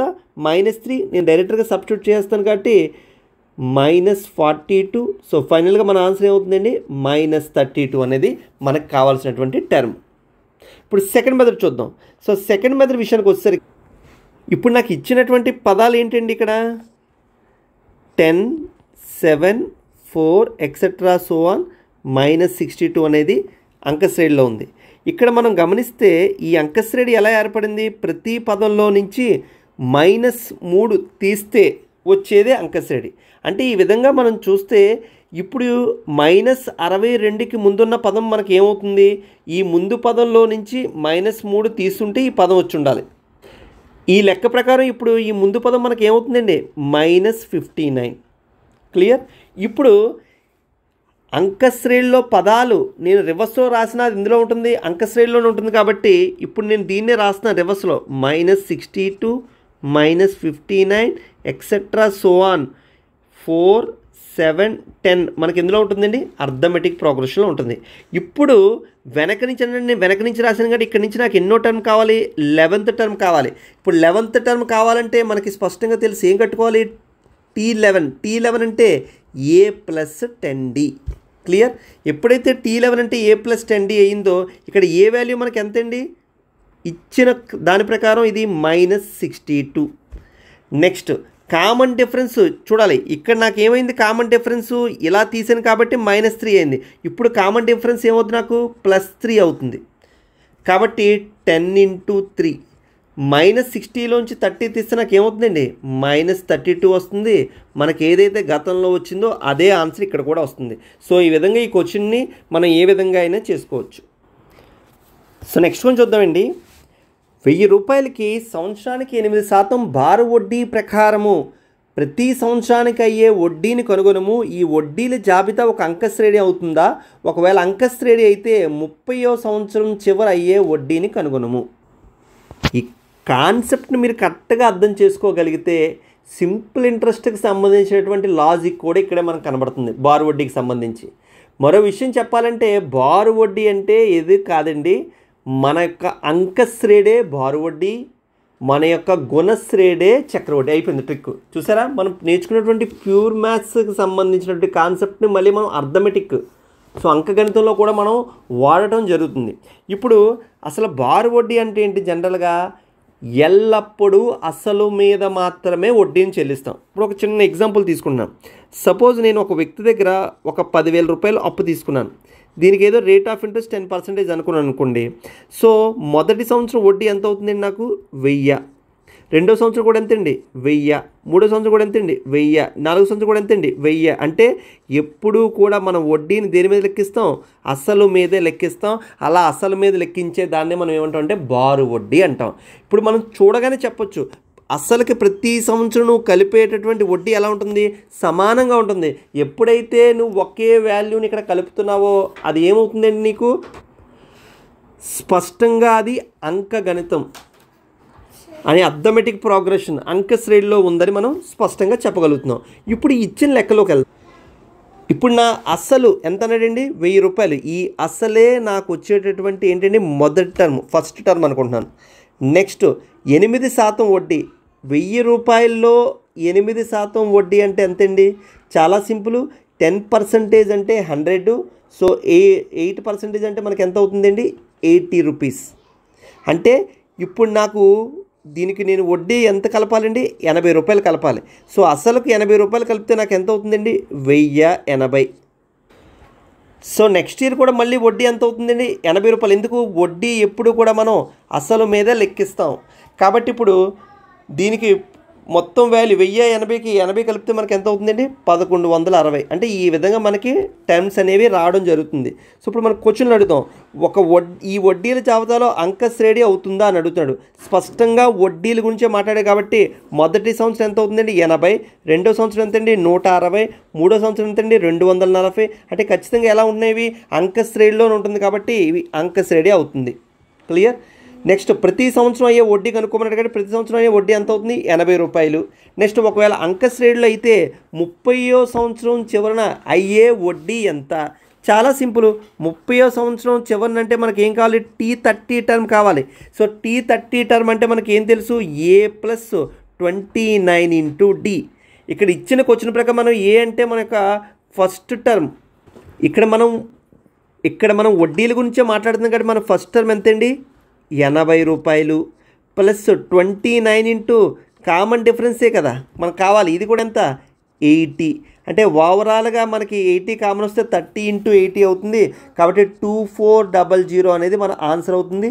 ఈ విధంగా మనం చాలా ఈజీగా సింపుల్ ఇంట్రెస్ట్ ప్రాబ్లమ్స్ని కూడా అర్థమెటిక్ ప్రోగ్రెషన్ ట్రిక్ వాడుకొని ఈజీగా సాల్వ్ చేయొచ్చు. నెక్స్ట్ కొంచెం చూస్తే, ఒక పూల తోటలో మొదటి వరుసలో 23 గులాబీ మొక్కలు, రెండో వరుసలో 21, మూడో వరుసలో 19 అలా ఉన్నాయంటండి. అంటే సో మొదటి వరుసలో మనం గమనిస్తే ఎన్ని ఉన్నాయండి? 23, 21, 19. అలా చివరి వరుసలో ఎన్ని ఉన్నాయి? 5. సో స్పష్టంగా గమనిస్తే డిఫరెన్స్ ఎంతండి? ఇది -2. డిఫరెన్స్ ఎంతండి? -2. అంటే ఖచ్చితంగా ఎందులో ఉందండి? ఇది అర్థమెటిక్ ప్రోగ్రెషన్లో ఉన్నాయి.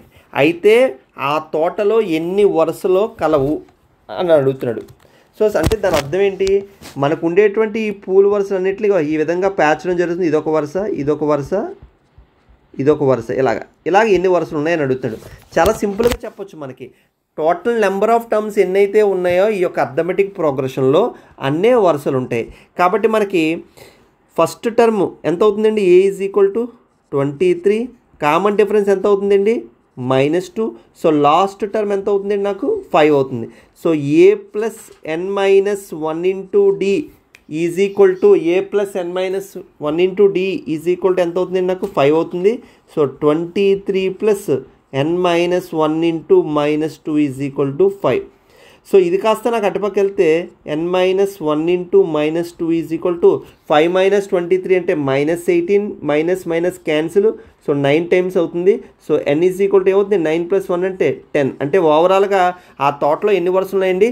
10 వరుసలు ఉన్నాయి. లేదా ఇంకా సింపుల్గా మనం చెప్పాలి అనుకుంటే దీన్ని చెప్పాను కదండి. What is the first term? 23. What is the last term? 5. రెండిట్లకి సింపుల్గా డిఫరెన్స్ కట్టండి. సో 23కి 5కి డిఫరెన్స్ మనకి ఎంత అవుతుందండి? 18. సో 18 యొక్క కామన్ డిఫరెన్స్ ఎంత అండి 2తో డివైడ్ చేయండి, అంటే ఎంత అవుతుంది 9. సో దీంట్లో నుంచి ఈ వాల్యూని కూడా మనం తీస్తున్నాం కాబట్టి దానికి ఒకటి కలపండి. సో 10 టర్మ్స్ అనేది మన ఆన్సర్ అవుతుంది. అంటే దాని అర్థమే లేదు, 23కి 5కి మధ్య ఎన్ని పదాలు ఉన్నాయో మనకు కావాలి అంటే దీనికి డిఫరెన్స్ చేసి దాన్ని కామన్ డిఫరెన్స్తో డివైడ్ చేస్తే వస్తుంది. ఇందులో మీరు ఏం చేస్తున్నారు, ఈ డిఫరెన్స్ కట్టేటప్పుడు ఈ యొక్క 5 అనే టర్మ్ కూడా మనం రిమూవ్ చేస్తున్నాం కాబట్టి దాన్ని కలుపుతున్నాం కాబట్టి 10 అనేది మన ఆన్సర్. సో ఈ విధంగా ట్రిక్కీగా కూడా మనం ఈజీగా సాల్వ్ చేసుకోవచ్చు. సో నెక్స్ట్ ఎక్సైజ్ సంబంధించినటువంటి ప్రాబ్లమ్స్ చూద్దామండి. ఫస్ట్ క్వశ్చన్ చూస్తే అంక శ్రేణిలో మొదటి పదం ఏ సామాన్య భేదము, అదేవిధంగా ఎన్నో పదం ఏ అని ఇస్తే ఇక్కడ ఇచ్చినటువంటి టేబుల్లో ఉన్నటువంటి బ్లాంక్స్ని ఫిల్ చేయమని అడుగుతున్నాడు. సో నేను ఒక 1 or 2 క్వశ్చన్స్ చేస్తానండి, ఇంకా రిమైనింగ్ క్వశ్చన్స్ మీరు సాల్వ్ చేసుకుంది. కానీ ఇప్పుడు ఫస్ట్ వన్ చూస్తే నాకు ఎన్నో పదం కావాలి, మనకి స్పష్టంగా తెలుసు ఎన్నో పదం ఏమవుతుందండి a+n-1 × d. సో ఇక్కడ ఫస్ట్ టర్మ్ అంటే 7 ప్లస్, అదేవిధంగా మనకి ఎంత టర్మ్ ఎంత ఇచ్చాడండి 8 n వాల్యూ కాబట్టి 8 - 1 అంటే 7 × 3. సో 7 3 = 21 ప్లస్ 7 అంటే 28 అనేది మనకి ఎంత టర్మ్ అవుతుంది. సో నెక్స్ట్ సెకండ్ క్వశ్చన్ చూద్దాం. సెకండ్ క్వశ్చన్ విషయానికి వచ్చేసరికి ఎంత టర్మ్ వాల్యూ ఎంత అన్నాడండి 0 అని చెప్పాడు. సో ఎంత టర్మ్ వాల్యూ 0 చెప్పాడు కాబట్టి a+n-1 × d = 0. సో ఇక్కడ ఏ వాల్యూ ఎంతండి -18 ప్లస్ 10th టర్మ్ అన్నాడు కాబట్టి 10 - 1 అంటే 9d = 0 అవుతుంది. సో ఇప్పుడు దీన్ని మనం సాల్వ్ చేసుకుంటే 9d = 18.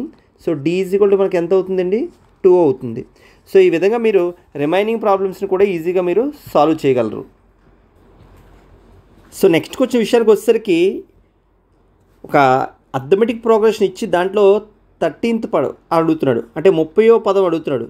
సో మనకి స్పష్టంగా తెలుసు T30 కావాలంటే ఏం చేయాలండి a+29d ఒకటి తగ్గించడమే.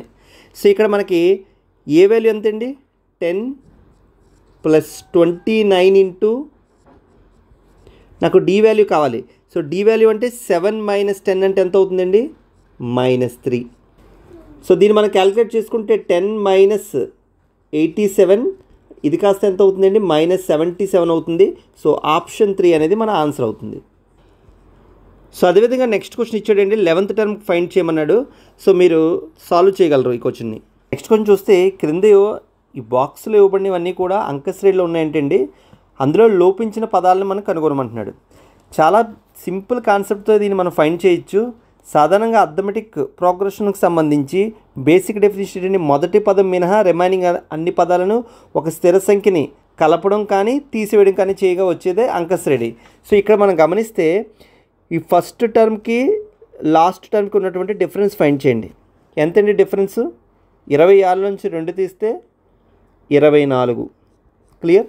సో ఈ ఫస్ట్ టర్మ్ పక్కన పెడితే దీని తర్వాత మనకి ఎన్ని పదాలు ఉన్నాయండి 2 పదాలు. అంటే ఈ డిఫరెన్స్ అనేది 2 పదాలకు సంబంధించినటువంటి పదాంతరం. అంటే ఎంత అవుతుందండి 24/2 అంటే 12. అంటే ఇప్పుడు కామన్ డిఫరెన్స్ ఎంత అవుతుందండి మనకి 12 అవుతుంది.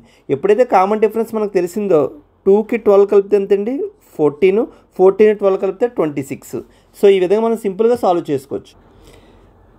అదేవిధంగా నెక్స్ట్ ప్రాబ్లం చూద్దాం. దీంట్లో కూడా పదాంతరం ఫైండ్ చేద్దాం. పదాంతరం ఫైండ్ చేద్దాం అంటే ఇప్పుడు ఇక్కడ ఇచ్చినటువంటి ఈ 2 పదాలకు మధ్య డిఫరెన్స్ చూద్దాం. 3కి 13కి డిఫరెన్స్ ఎంతండి -10. ఇప్పుడు 13 మినహాయిస్తే ఇంకా రిమైనింగ్ ఎన్ని పదాలు ఉన్నాయి 2 పదాలు కాబట్టి /2. అంటే దీని యొక్క కామన్ డిఫరెన్స్ మనకు పదాంతరం ఎంత అవుతుందండి -5 అవుతుంది. ఇప్పుడు ఏంటంటే దీని అర్థం 13లో నుంచి -5 తీస్తే పదాంతరం ఎంత అవుతుందండి ఈ వాల్యూ 8 అవుతుంది. అదేవిధంగా ఇక్కడ ఏ వాల్యూలో నుంచి 13 -5 తీస్తే 13 వస్తుంది 18. సో నెక్స్ట్ థర్డ్ ప్రాబ్లం చూద్దామండి. సో మనం కామన్ డిఫరెన్స్ ఫైండ్ చేయడానికి ఇక్కడ ఇచ్చినటువంటి 2 పదాల మధ్య అటువంటి డిఫరెన్స్ కడదాం. సో 9 -1/2 -5 మనకి ఎంత అవుతుందండి 4.5. 4.5 అంటే 4 1/2 దాని కాస్త మనం రాస్తే 9/2. బట్ ఈ కామన్ డిఫరెన్స్ మనకు కావాలంటే ఏం చేయాలి, ఇది మొదటి పదాన్ని మినహాయిస్తే ఎన్ని పదాలు ఉన్నాయి 1 2 3. సో 3 పదాలకు సంబంధించినటువంటి మొత్తం కాబట్టి /3. సో ఇప్పుడు ఈ వాల్యూ మనకి ఎంత అవుతుందండి 3/2. 3/2 కాస్త రాస్తే నాకు 1/2 అవుతుంది. అంటే ఇప్పుడు పదాంతరం మనకి కామన్ డిఫరెన్స్ ఎంత అవుతుందండి 1/2 అవుతుంది. ఇప్పుడు 5కి 1/2 యాడ్ చేస్తే ఎంత అవుతుందండి 6/2. 6 1/2కి మళ్ళీ 1/2 యాడ్ చేస్తే ఎంత అవుతుందండి 8. సో నెక్స్ట్ ప్రాబ్లం చూద్దండి. ఇప్పుడు కామన్ డిఫరెన్స్ ఫైండ్ చేయాలంటే మనం ఈ రెండు పదాల మధ్య డిఫరెన్స్ కట్టాలి. కట్టి 6 -4 అంటే +4 అవుతుంది. సో ఈ వాల్యూ ఎంత అవుతుందండి 10 అవుతుంది. ఇప్పుడు మొదటి పదాన్ని మినహాయిస్తే ఈ 10 అనే డిఫరెన్స్ ఎన్ని పదాలకు సంబంధించిన పదాంతరం 1 2 3 4 5. కాబట్టి దీన్ని డివైడెడ్ బై 5 చేస్తే నాకు వచ్చేదే కామన్ డిఫరెన్స్ కాబట్టి 2. ఇప్పుడు కామన్ డిఫరెన్స్ ఎంత అవుతుందండి +2 అవుతుంది. ఇప్పుడు చెప్పండి -2కి +2 యాడ్ చేస్తే ఎంత అవుతుందండి నాకు -4కి +2 యాడ్ చేస్తే -2 -2కి మళ్ళీ +2 అంటే 0 0కి 2 2 4. చూసారా ఈ విధంగా మనం ఈజీగా ఫైండ్ చేయొచ్చు. సో నెక్స్ట్ లాస్ట్ ప్రాబ్లం విషయానికి వచ్చేసరికి ఈ రెండింటి మధ్య డిఫరెన్స్ చూద్దాం. సో -22 -38. సో నాకు ఎంత అవుతుందండి -60. సో ఇది ఎన్ని పదాలకి సంబంధించినటువంటి మొత్తం పదాంతరం మొదటి పదాన్ని మినహాయిస్తే 1 2 3 4 కాబట్టి డివైడెడ్ బై 4 -15. ఇప్పుడు నాకు పదాంతరం ఎంత వచ్చిందండి -15 వచ్చింది. కాబట్టి ఇప్పుడు 38లో నుంచి -15 తీస్తే నాకు ఎంత అవుతుందండి 23. అదేవిధంగా 23లో నుంచి -15 తీస్తే 8. అదేవిధంగా 8లో నుంచి -15 తీస్తే -7.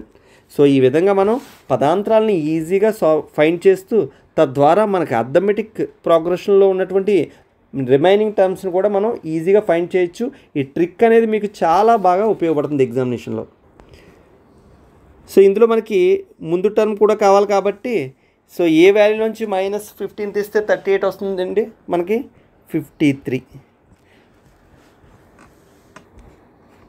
సో టెక్స్ట్ బుక్లో నెక్స్ట్ ప్రాబ్లం చూస్తే మనకి ఒక అంకశ్రేణి ఇచ్చి అందులో ఎన్నో పదం మనకి 78 అవుతుందని అడుగుతున్నాడు. అంటే ఇప్పుడు TN = మనకి 78 అని ఇవ్వడం జరిగింది. ఇప్పుడు N వాల్యూ ఎంత అని మనం ఫైండ్ చేయాలి. సో జనరల్గా మనం చూస్తే ఇక్కడ ఏ వాల్యూ ఎంత ఇచ్చాడండి 3. అదేవిధంగా మనకి కామన్ డిఫరెన్స్ 8 - 3 అంటే 5 అవుతుంది. సో నాకు TN అంటే A + N - 1 × D = 78 కాబట్టి A బదులు 3 + N - 1 × 5 = 78 అవుతుంది. ఈ 3 కాస్త అటుపక్క పంపిస్తే మనకు ఎంత అవుతుందండి 75 అవుతుంది. 5లో 75 15 టైమ్స్ క్యాన్సిల్ అవుతుంది కాబట్టి N = 6 అనేది మన యొక్క ఆన్సర్. కాబట్టి 6th టర్మ్ అంటే T6 పదం అనేది మనకి ఏమవుతుందండి 78 వాల్యూ అవుతుంది. క్షమించండి 15 + 1 16 అండి. సో T16th పదం అనేది మనకి 78 అవుతుంది. బట్ ఇదే ప్రాబ్లం మనం ఇంకా ఈజీగా కూడా సాల్వ్ చేయొచ్చు బేసిక్ కాన్సెప్ట్ బట్టి. సో మనకు అర్థమెటిక్ ప్రోగ్రెషన్లో మొదటి పదాన్ని మినహాయించి కాబట్టి ఫస్ట్ టర్మ్ 3ని నేను పక్కన పెడుతున్నానండి. కామన్ డిఫరెన్స్ మనం ఫైండ్ చేస్తే ఎంత అవుతుంది ఇక్కడ 5 అవుతుంది. సో ఇప్పుడు నాకు ఇచ్చినటువంటి అన్ని పదాల్లో 78 ఎన్నో పదం అవుతుంది. సో ఈ 78 మనకి ఎక్కడి నుంచి వస్తుందండి ఈ 3 నుంచి కామన్ డిఫరెన్స్ని యాడ్ చేయగానే కదా వస్తుంది. కాబట్టి 78లో నుంచి నేను 3ని మినహాయిస్తున్నాను. కాబట్టి నాకు ఎంత అవుతుందండి 75. ఈ 75 ప్రతి పదానికి 5 5 చొప్పున మనం కలుపుతున్నాం కాబట్టి ఇలా ఎన్ని పదాలకు కలిపాను 15 పదాలకు కలిపాను. కాబట్టి ఎక్కడి నుంచి మొదటి పదం నుంచి 15 కాబట్టి 15 + 1 = 16th టర్మ్ అనేది మన యొక్క ఆన్సర్ అవుతుంది. సో నెక్స్ట్ కొంచెం చూస్తే కింద ఇవ్వబడిన పదాల్లో అంకశ్రేణిలో పదాల సంఖ్యని కట్టమండి. అంటే ఎన్ని పదాలు ఉన్నాయని అడుగుతున్నాడు. సేమ్ మనం బేసిక్ కాన్సెప్ట్ నుంచి వెళ్తున్నానండి. ఇంకా నేను ఎన్నో పదాన్ని కాన్సెప్ట్ని కూడా వాడట్లేదు. సో నేను ఏం చేస్తున్నాను మొత్తం పదాలు చివరి పదం ఎంత 205. సో 205లో నుంచి మొదటి పదాన్ని మినహాయిస్తున్నాను. అప్పుడు నాకు ఎంత అవుతుందండి ఇది 198. ఈ 198 నాకు ఏ విధంగా అవుతుంది పదాంతరాన్ని కలపగా వచ్చిన పదం 198. ఇలా ఎన్నిసార్లు కలిపిన పదాంతరం అంటే కామన్ డిఫరెన్స్ ఎంత అవుతుందండి ఇక్కడ 6 అవుతుంది. So divided by 6. కాబట్టి నాకు మొదటి పదాన్ని మినహాయిస్తే ఎన్ని పదాలు అవుతుందండి 33. కాబట్టి మొదటి పదాన్ని కూడా కలిపాను కాబట్టి సో నా యొక్క ఆన్సర్ ఎంత అవుతుందండి 34 టైమ్స్ అవుతుంది. సేమ్ అదేవిధంగా సెకండ్ క్వశ్చన్ మీరు సాల్వ్ చేసి కామెంట్ సెక్షన్లో మీ యొక్క ఆన్సర్ని తెలపండి. సో నెక్స్ట్ క్వశ్చన్ చూస్తే మనకి ఒక అర్థమెటిక్ ప్రోగ్రెషన్ ఇచ్చాడండి. అందులో -150 అనేది ఒక టర్మ్గా ఉంటుందా లేదా అని మనం ఫైండ్ చేయాలి. ఆల్రెడీ మనం దీన్ని ఎగ్జాంపుల్లో చేసాం ఈ మోడల్ ప్రాబ్లం. ఇక్కడ ఏం చేయాలండి ఫస్ట్ అంటే మనకి 150 ఎక్కడి నుంచి వస్తుంది మొదటి పదానికి మనం పదాంతరాన్ని కలుపుతూ పోగా వచ్చే పదమే 150 అవుతుంది. ఇప్పుడు నాకు ఫస్ట్ టర్మ్ ఎంత 11. ఓకే నెక్స్ట్ అదేవిధంగా మన యొక్క కామన్ డిఫరెన్స్ ఎంత అవుతుందండి? 8 మైనస్ 11 అంటే -3 అనేది నాకు కామన్ డిఫరెన్స్ అవుతుంది. ఎప్పుడైనా సరే మనం ఏం చేయాలి? మొదటి పదాన్ని మినహాయించి, కాబట్టి ఆ బేసిక్ డెఫినేషన్ ఉంది 150లో నుంచి 11ని నేను సబ్ట్రాక్ట్ చేస్తున్నాను. అప్పుడు నాకు ఎంత అవుతుందండి? టోటల్ -161. ఈ -161 వాల్యూ మనకు ఎలా వస్తుంది? ఈ మొదటి పదానికి కామన్ డిఫరెన్స్ కలపగా వచ్చే పదమే. అంటే ఖచ్చితంగా ఈ కామన్ డిఫరెన్స్ 3 అనేది దీన్ని పర్ఫెక్ట్గా నిశ్శేషంగా భాగించాలి. ఇప్పుడు 161ని 3 నిశ్శేషంగా భాగిస్తుందా? నిశ్శేషంగా భాగించదు. కాబట్టి ఈ యొక్క అంక శ్రేణిలో 150 అనే పదము ఉండదు. క్లియర్? చూసారా, బేసిక్ డెఫినేషన్తో మనం ప్రాబ్లమ్స్ని ఎంత ఈజీగా చేస్తున్నామో. సో నెక్స్ట్ క్వశ్చన్ విషయానికి వచ్చేసరికి ఒక అంక శ్రేణిలో 10వ పదాన్ని ఇచ్చాడండి, అదేవిధంగా 16వ పదాన్ని ఇచ్చి 31వ పదాన్ని మనకు ఫైండ్ చేయమన్నాడు. అంటే మనకి ఏం కావాలండి? T31 కావాలి. T31 అంటే ఏంటి? మనకి A+30 × D. ఇప్పుడు మనకి మొదటి పదం కావాలి, అదేవిధంగా పదాంతరం కావాలి. కానీ మనకి ఇచ్చినటువంటి దాంట్లో 11వ పదం అన్నాడు. అంటే T11 అంటే మనకి ఎంతండి? A+10D. ఎంత ఇచ్చాడండి? మనకి 38 ఇచ్చాడు. అదేవిధంగా 16వ పదం A+15D ఎంత అన్నాడు? మనకి 73 అన్నాడు. ఇప్పుడు ఈ రెండింటికి నేను డిఫరెన్స్ ఫైండ్ చేశాను అనుకోండి, ఏ వాల్యూకి క్యాన్సిల్ అవుతుంది. కాబట్టి 5D is equal to, so 73కి అదేవిధంగా 38కి మనకి డిఫరెన్స్ ఫైండ్ చేస్తే ఎంత అవుతుందండి? 35 వస్తుంది. సో D వాల్యూ నాకు ఎంత అవుతుందండి? 7. సో ఎప్పుడైతే మనకి కామన్ డిఫరెన్స్ వచ్చిందో, ఈ కామన్ డిఫరెన్స్ని బేస్ చేసుకొని మనం ఏ వాల్యూని ఫైండ్ చేయొచ్చు. సో నేను ఇక్కడ నుంచి ఫైండ్ చేస్తున్నాను. సో ఇక్కడ A plus common difference 10D అంటే 70 ఈజ్ ఈక్వల్ టు 38. అప్పుడు A ఈజ్ ఈక్వల్ టు ఎంత అవుతుందండి? 38 మైనస్ 70 మైనస్ 32 అవుతుంది. సో మనకి ఏ వాల్యూ తెలిసింది, D వాల్యూ తెలిసింది. నాకు T31 కావాలి కాబట్టి నాకు ఏ వాల్యూ ఎంత అవుతుందండి? -32 ప్లస్ D వాల్యూ 7 కాబట్టి 37 210.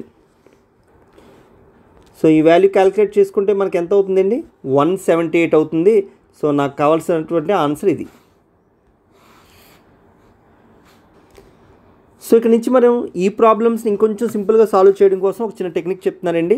ఏం లేదు, ఇక్కడ ఉన్నదాన్ని షార్ట్కట్గా మనకి ఎప్పుడైనా సరే ఇలా 2 పదాలు ఇచ్చినప్పుడు కామన్ డిఫరెన్స్ ఫైండ్ చేయడం చాలా ఈజీ. ఏం లేదు, ఇక్కడ 11th టర్ము అదేవిధంగా 16th టర్ము ఇవ్వడం జరిగింది. వాటి యొక్క రెండిట్లకి మధ్య డిఫరెన్స్ రాయండి. సో రెండిట్ల మధ్య డిఫరెన్స్ మనకి ఎంత అవుతుందండి? 5. నెక్స్ట్ అదేవిధంగా ఇక్కడ 38కి 73కి మధ్య మనం డిఫరెన్స్ రాద్దాం. 35 అంటే 5 టర్మ్స్ యొక్క డిఫరెన్స్ అంటే కామన్ డిఫరెన్స్ ఎంత అవుతుందండి? నాకు 35 అవుతుంది. సో నాకు 1 టర్మ్ యొక్క కామన్ డిఫరెన్స్ ఎంత అవుతుందండి? 35/5 ఈజ్ ఈక్వల్ టు 7. చూసారా మనం ఈ వాల్యూని ఎంత ఈజీ ఫైండ్ చేసాం. ఎప్పుడైతే మనకి కామన్ డిఫరెన్స్ వాల్యూ 7 వచ్చిందో దాన్ని బేస్ చేసుకొని ఈ రెండిట్లో ఏదో ఒక దాన్ని తీసుకొని మనం ఫైండ్ చేయొచ్చు. సో 11 టర్మ్స్కి సంబంధించి మాత్రం మనం మాట్లాడుతున్నాం కాబట్టి 1 టర్మ్కి మనకి T11 అంటే మనకి ఏమవుతుందండి? A+10D. కాబట్టి 38 is equal to A+70. So D is equal to -32. So ఈ విధంగా మనం ఇంత లెంతీ ప్రాసెస్ లేకుండా ఈజీగా కాలిక్యులేట్ చేసుకోవచ్చు కామన్ డిఫరెన్స్ని. సో నెక్స్ట్ కొంచెం చూస్తే 50 పదాలు కలిగిన ఒక అంక శ్రేణిలో 3వ పదం 12, చివరి పదం 106 అయిన 29వ పదాన్ని కనుగొనమన్నాడు. సో 29th పదం అంటే మనకి T29 ఈజ్ ఈక్వల్ టు మనకి ఏమవుతుందండి? A+28 × D. ఇప్పుడు మనం కామన్ డిఫరెన్స్ ఫైండ్ చేయాలి. కామన్ డిఫరెన్స్ ఈజీగా ఫైండ్ చేయడం కోసం ఆల్రెడీ మనం చెప్పుకున్నాం. ఇక్కడ ఎన్ని పదాలు ఉన్నాయండి? 50 పదాలు. ఇక్కడ ఎన్ని పదాలు ఉన్నాయండి? 3వ పదం అన్నాడు. సో ఈ రెండింటికి మధ్య డిఫరెన్స్ కట్టండి. ఎంత అవుతుంది? 47. సో ఈ 47 టర్మ్స్ యొక్క డిఫరెన్స్ ఎంత అన్నాడు? మనకి 94 అవుతుంది. అప్పుడు 1 టర్మ్కి వచ్చేటువంటి నా కామన్ డిఫరెన్స్ కావాలంటే 94/47 అంటే నాకు 2 అనేది కామన్ డిఫరెన్స్ అవుతుంది. క్లియర్? చూడండి, ఇక్కడ ఇది 15th టర్మ్కి సంబంధించింది, అదేవిధంగా ఇది థర్డ్ టర్మ్కి సంబంధించింది. ఎప్పుడైతే మనం కామన్ డిఫరెన్స్ ఫైండ్ చేసామో దాన్ని బేస్ చేసుకొని మనం ఏ వాల్యూ ఫైండ్ చేయొచ్చు. సో ఇక్కడ నాకు T3 అంటే ఏంటండి, A + 2D. లెక్క ప్రకారము T3 ఎంత అన్నాడు, 12 అన్నాడు. సో A = మనకి ఏమవుతుందండి, 12 మైనస్ కామన్ డిఫరెన్స్ 2 2s 4 అంటే 8 అవుతుంది. సో నాకు ఏ వాల్యూ తెలిసింది, కామన్ డిఫరెన్స్ తెలిసింది కాబట్టి T29 = A + 28 × 2. So 28 2s 56.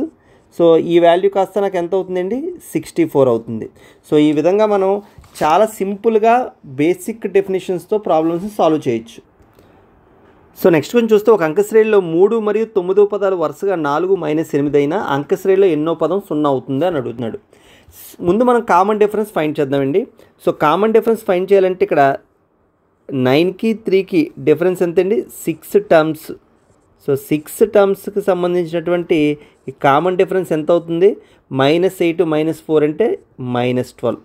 But నాకు కామన్ డిఫరెన్స్ ఒక టర్మ్కి కావాలంటే -12/6 that is equal to -2. So ఇప్పుడు నాకు ఏమొచ్చిందండి, కామన్ డిఫరెన్స్ వచ్చింది -2 అని. ఎప్పుడైతే కామన్ డిఫరెన్స్ నాకు -2 వచ్చిందో ఇక్కడ స్పష్టంగా మనకి T3 టర్మ్ ఎంత అన్నాడండి, 4 అన్నారు. అంటే 4లో నుంచి నేను ఎన్ని టైమ్స్ తీస్తే నాకు 0 వస్తుంది, 4లో నుంచి -4 తీస్తే నాకు 0 వస్తుంది.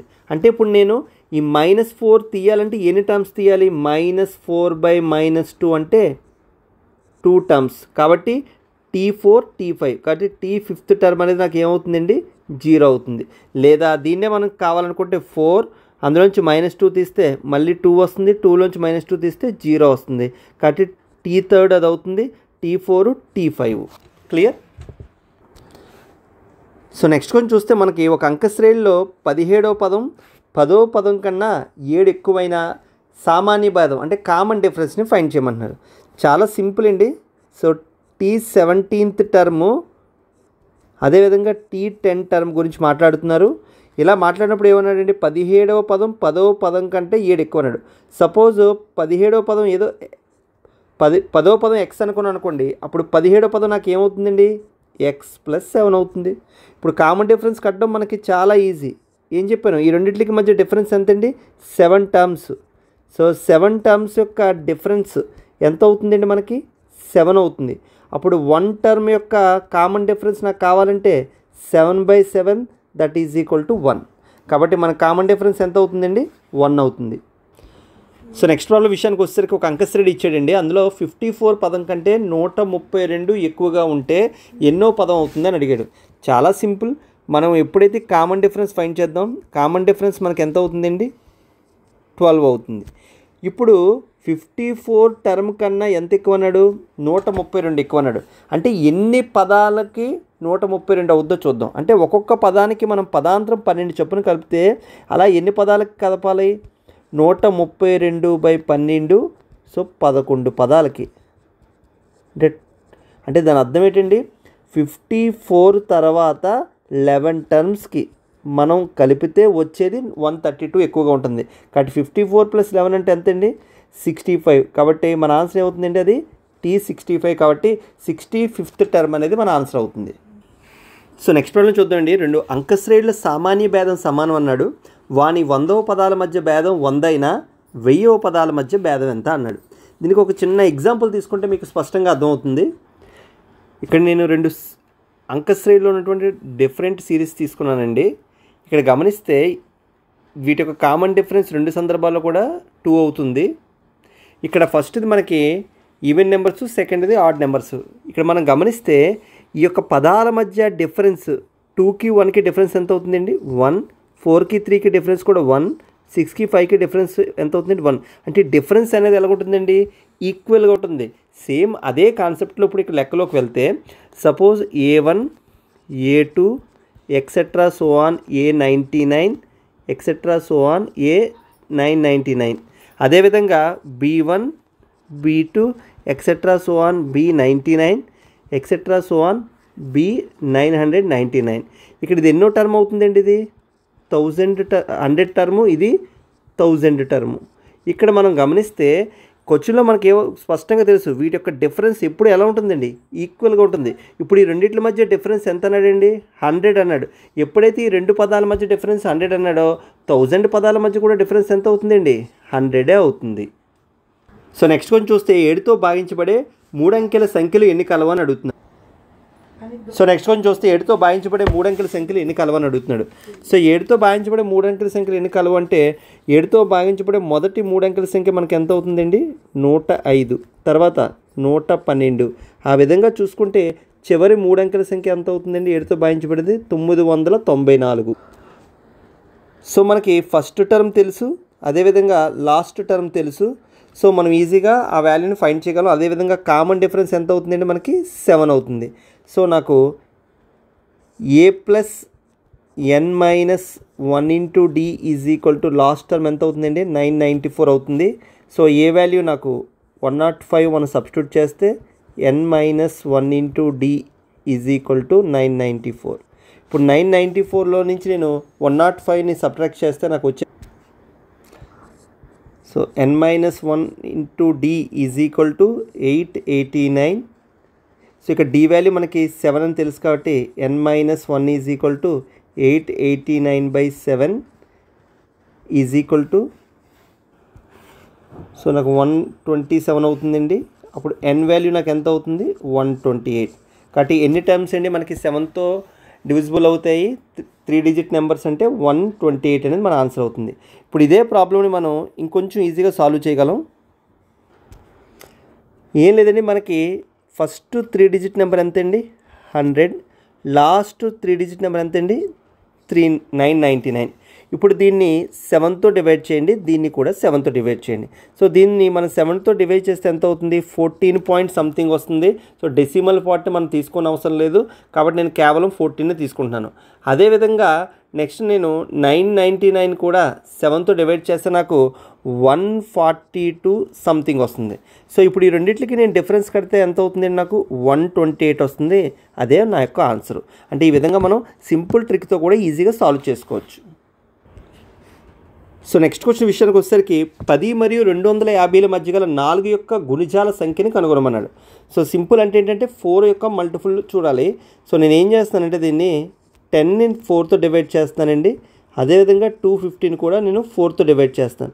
సో 10ని 4తో డివైడ్ చేస్తే నాకు 2 పాయింట్ సంథింగ్ వస్తుంది. కానీ నేను డెసిమల్ పార్ట్ రాసుకోవట్లేదు, ఓన్లీ 2 అనే రాసుకున్నాను. అదేవిధంగా 250ని కూడా 4తో డివైడ్ చేస్తే నాకు 62 పాయింట్ సంథింగ్ వస్తుంది. కానీ నేను ఓన్లీ 62 అనే రాసుకున్నాను. ఇప్పుడు 62కి 2కి డిఫరెన్స్ ఎంత అవుతుందండి, 60. కాబట్టి ఎన్ని నెంబర్స్ ఉంటాయండి, 60 నెంబర్స్ ఉంటాయి. అది మన ఆన్సర్. సో నెక్స్ట్ ప్రాబ్లం చూస్తే మనం ఈ యొక్క అంకశ్రేణి ఇచ్చాడండి, 63, 65, 67 ఈ యొక్క అర్థమెటిక్ ప్రోగ్రెషన్లో వచ్చేటువంటి ఒక ఎన్నో పదం. అదేవిధంగా 3, 10, 17 దీంట్లో వచ్చినటువంటి ఎన్నో పదం. ఈ రెండు ఎన్న పదాలు సమానమైతే ఆ ఎన్న యొక్క విలువ ఎంత అని అడుగుతున్నాడు. ఇప్పుడు దీని యొక్క ఎన్నో పదాలు మనం ఫైండ్ చేస్తే ఏ వాల్యూ ఎంత అవుతుందండి, 63 plus n minus 1 into so యొక్క కామన్ డిఫరెన్స్ మనకి ఎంత అవుతుందండి, ఇంటూ 2. అదేవిధంగా ఇక్కడ ఎన్నో పదం మనం ఫైండ్ చేస్తే 3 ప్లస్ n ఇదేదో m అనుకున్నాను, n మైనస్ 1 ఇంటూ దీని యొక్క కామన్ డిఫరెన్స్ మనకి ఎంత అవుతుందండి, 7. ఇప్పుడు ఈ రెండు సమానం అన్నాడు కాబట్టి రెండింటిని ఈక్వల్ చేస్తున్నాను. So 63 plus n minus 1 into 2 is equal to 3 plus n minus 1 into 7. So ఎన్లన్నీ ఒక పక్క, ఈ కాన్స్టెంట్స్ టర్మ్స్ అన్నీ ఒక పక్క తీసుకొస్తే నాకు 63కి 3కి difference 60 is equal to n అటుపక్క తీసుకెళ్తే n మైనస్ 1 కామన్ తీసుకొస్తే 7 మైనస్ 2 ఎంత అవుతుందండి, 5.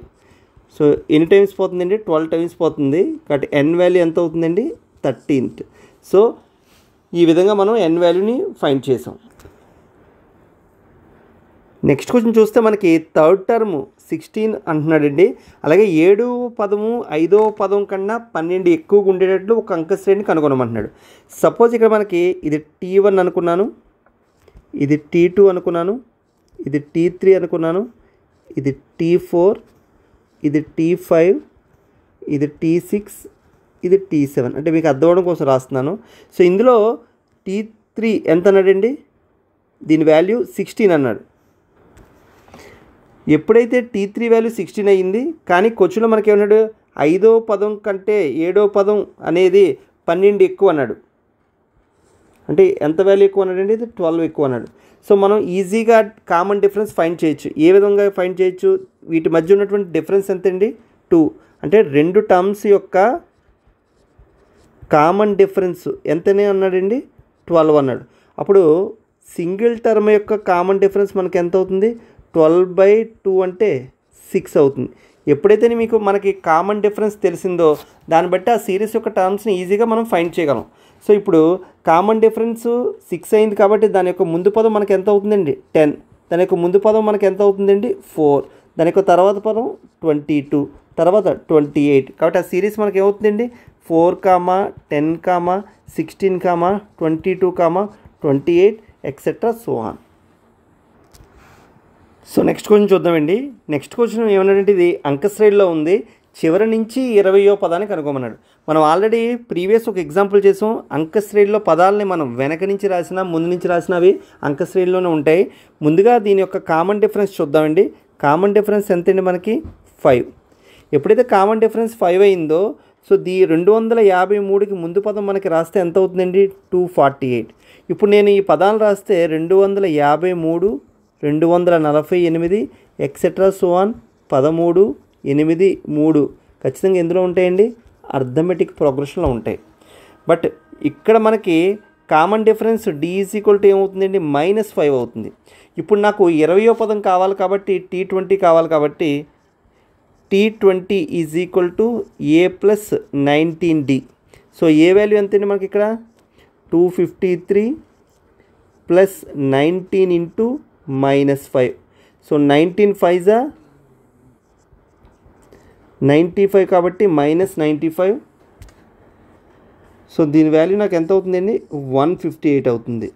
సో ఈ విధంగా ఇలాంటి ప్రాబ్లమ్స్ మనం రివర్స్ నుంచి ఫైండ్ చేసుకుంటే చాలా ఈజీ. లేదా మనం ఫస్ట్ నుంచి ఎంత అవుతుందో కూడా ఆల్రెడీ నేను చేస్తున్నాను కాబట్టి మీరు ఆ విధంగా కూడా ఫైండ్ చేసుకోవచ్చు. సో నెక్స్ట్ క్వశ్చన్ చూస్తే మనకి ఒక అంకశ్రేణిలో 4 మరియు 8 పదాల మొత్తం 24 అన్నాడండి. సో 8వ పదం అంటే T8 + T4 = 24 అన్నాడు. అదేవిధంగా ఇక్కడ 6 మరియు 10వ పదాలు అంటే T6 + T10 ఎంత అన్నాడండి, 44 అన్నాడు. మనకు స్పష్టంగా తెలుసు T8 అంటే ఏమవుతుందండి, A + 7D, T4 అంటే A + 3D = 24 అవుతుంది. అప్పుడు 2A + 10D ఎంత అవుతుందండి, 24 అవుతుంది. సో A + 5D మనకి ఎంత అవుతుందండి, 12 అవుతుంది. సేమ్ అదేవిధంగా ఇక్కడ కూడా మనం చూస్తే A + 5D + A + 9D = 44. So దీన్ని కూడా మనం రాస్తే 2A + 14D = 44 అవుతుంది. అప్పుడు A + 7D అంటే 2 కామన్ తీసాను, 22 అవుతుంది.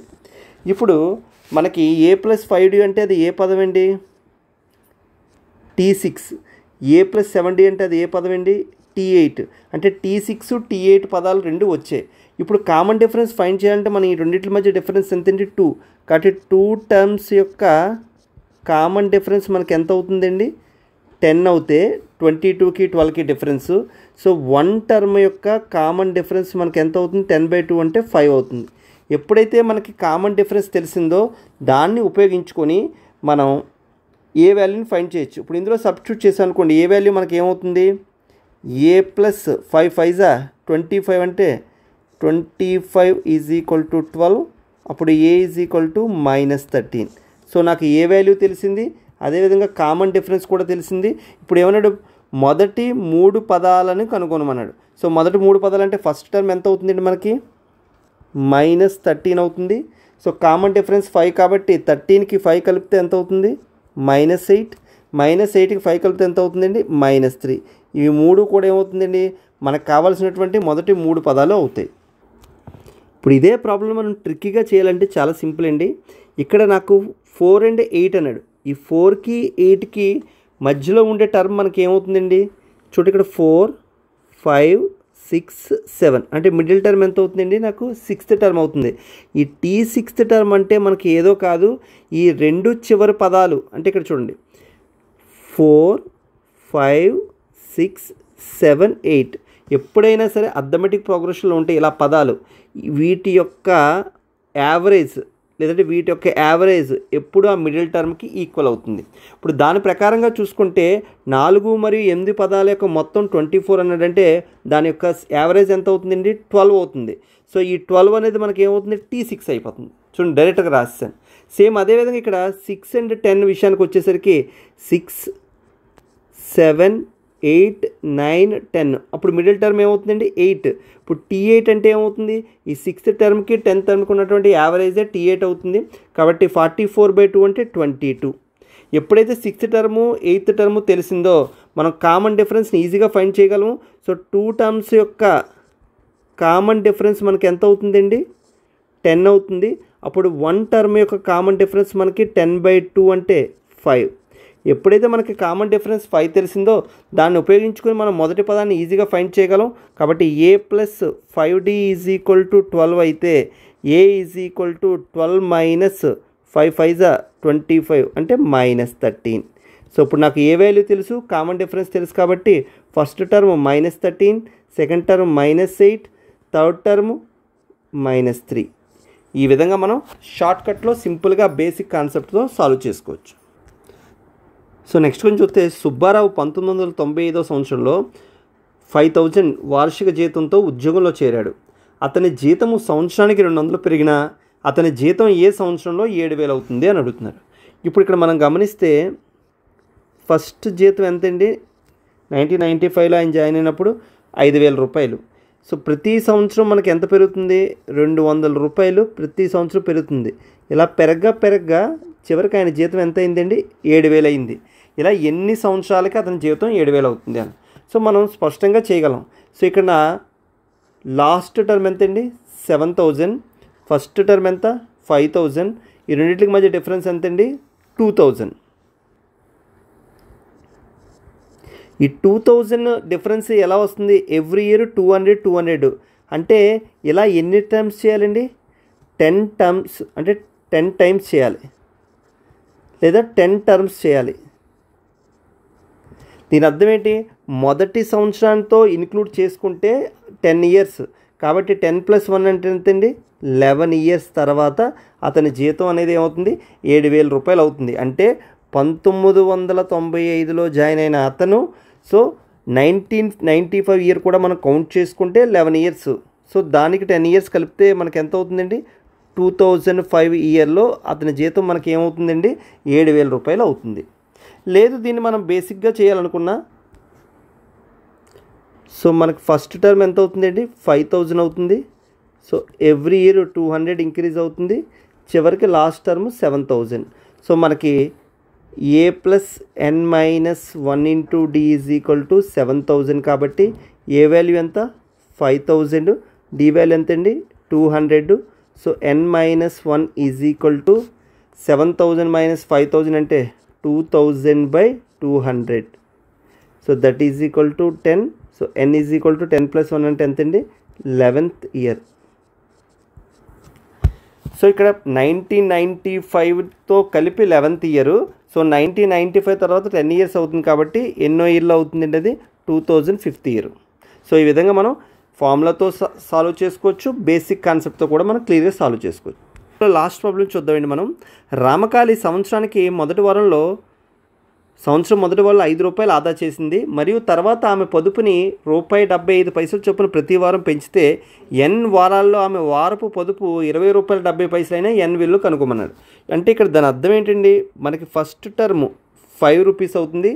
కామన్ డిఫరెన్స్ d = ఎంత అవుతుంది? 1.75 అంటే నెక్స్ట్ వారం దాని వాల్యూ ఎంత అవుతుందండి? ₹6.75 అవుతుంది. ఈ విధంగా ప్రతి వారం పెంచుకుంటూ ఉంటే చివరికి ఎన్నో వారానికి తనకి ఎంత అయిందండి? ₹20.75 అయింది. అయితే అది ఎన్నో వారం అని అడుగుతున్నారు. చాలా సింపుల్. మనకి లాస్ట్ టర్మ్ ఎంతండి? 20.75. ఫస్ట్ టర్మ్ ఎంతండి? 5. ఈ రెండింటికి మధ్య డిఫరెన్స్ కడుతున్నాను. అప్పుడు నాకు ఎంత అవుతుంది? 15.75. ఈ 15.75 డిఫరెన్స్ ఎలా వస్తుంది? మొదటి వారానికి చివరి వారానికి ప్రతి వారము ₹75 పదాంతరం అంటే కామన్ డిఫరెన్స్ చేయడం వల్ల వస్తుంది. కాబట్టి డివైడెడ్ బై 1.75 చేస్తే నాకు వచ్చే వాల్యూ చూద్దాం. ఇప్పుడు నాకు ఈ వాల్యూ నాకు ఎంత అవుతుందండి? 9 వస్తుంది. అంటే 9 టర్మ్స్ వస్తుంది. అంటే దాని అర్థం ఏంటి? మొదటి టర్మ్ను మినహాయించుకొని మనం ఇలా ఎన్నిసార్లు కలిపితే వచ్చిందండి? 9 టైమ్స్ వచ్చింది. కాబట్టి ఇప్పుడు ఫస్ట్ టర్మ్ కూడా కలిపితే ఎంత అవుతుంది? నాకు 10 టర్మ్స్ అవుతుంది. అంటే n వాల్యూ ఎంత అవుతుందండి? నాకు 10th వీక్ అవుతుంది. లేదా మనం బేసిక్ ఫార్ములాతో చేసుకున్నా అది మీ ఇష్టం. So a plus n minus 1 into d is equal to 20.75. So a value 5 plus n minus 1 into d is equal to d value మనకి ఎంత ఇచ్చాడండి? 1.75 కదా, 20.75. సో నాకు n minus 1 is equal to 20.75 నుంచి 5 తీస్తే 15.75 బై d వాల్యూ కూడా ఇక్కడ substitute చేసేస్తాను. సో 1.75 వస్తుంది. దాని వాల్యూ నాకు 9 అవుతుంది. అప్పుడు n ఈజ్ ఈక్వల్ నాకు ఎంత అవుతుందండి? 10 అనేది నా యొక్క ఆన్సర్. ఈ విధంగా మనకి ఎక్సైజ్లో సంబంధించినటువంటి అన్ని ప్రాబ్లమ్స్ని సింపుల్గా ఎలా సాల్వ్ చేయాలో చూసాం. సో దీని తర్వాత next important concept some of arithmetic progression సంబంధించి కాన్సెప్ట్ చూద్దాం.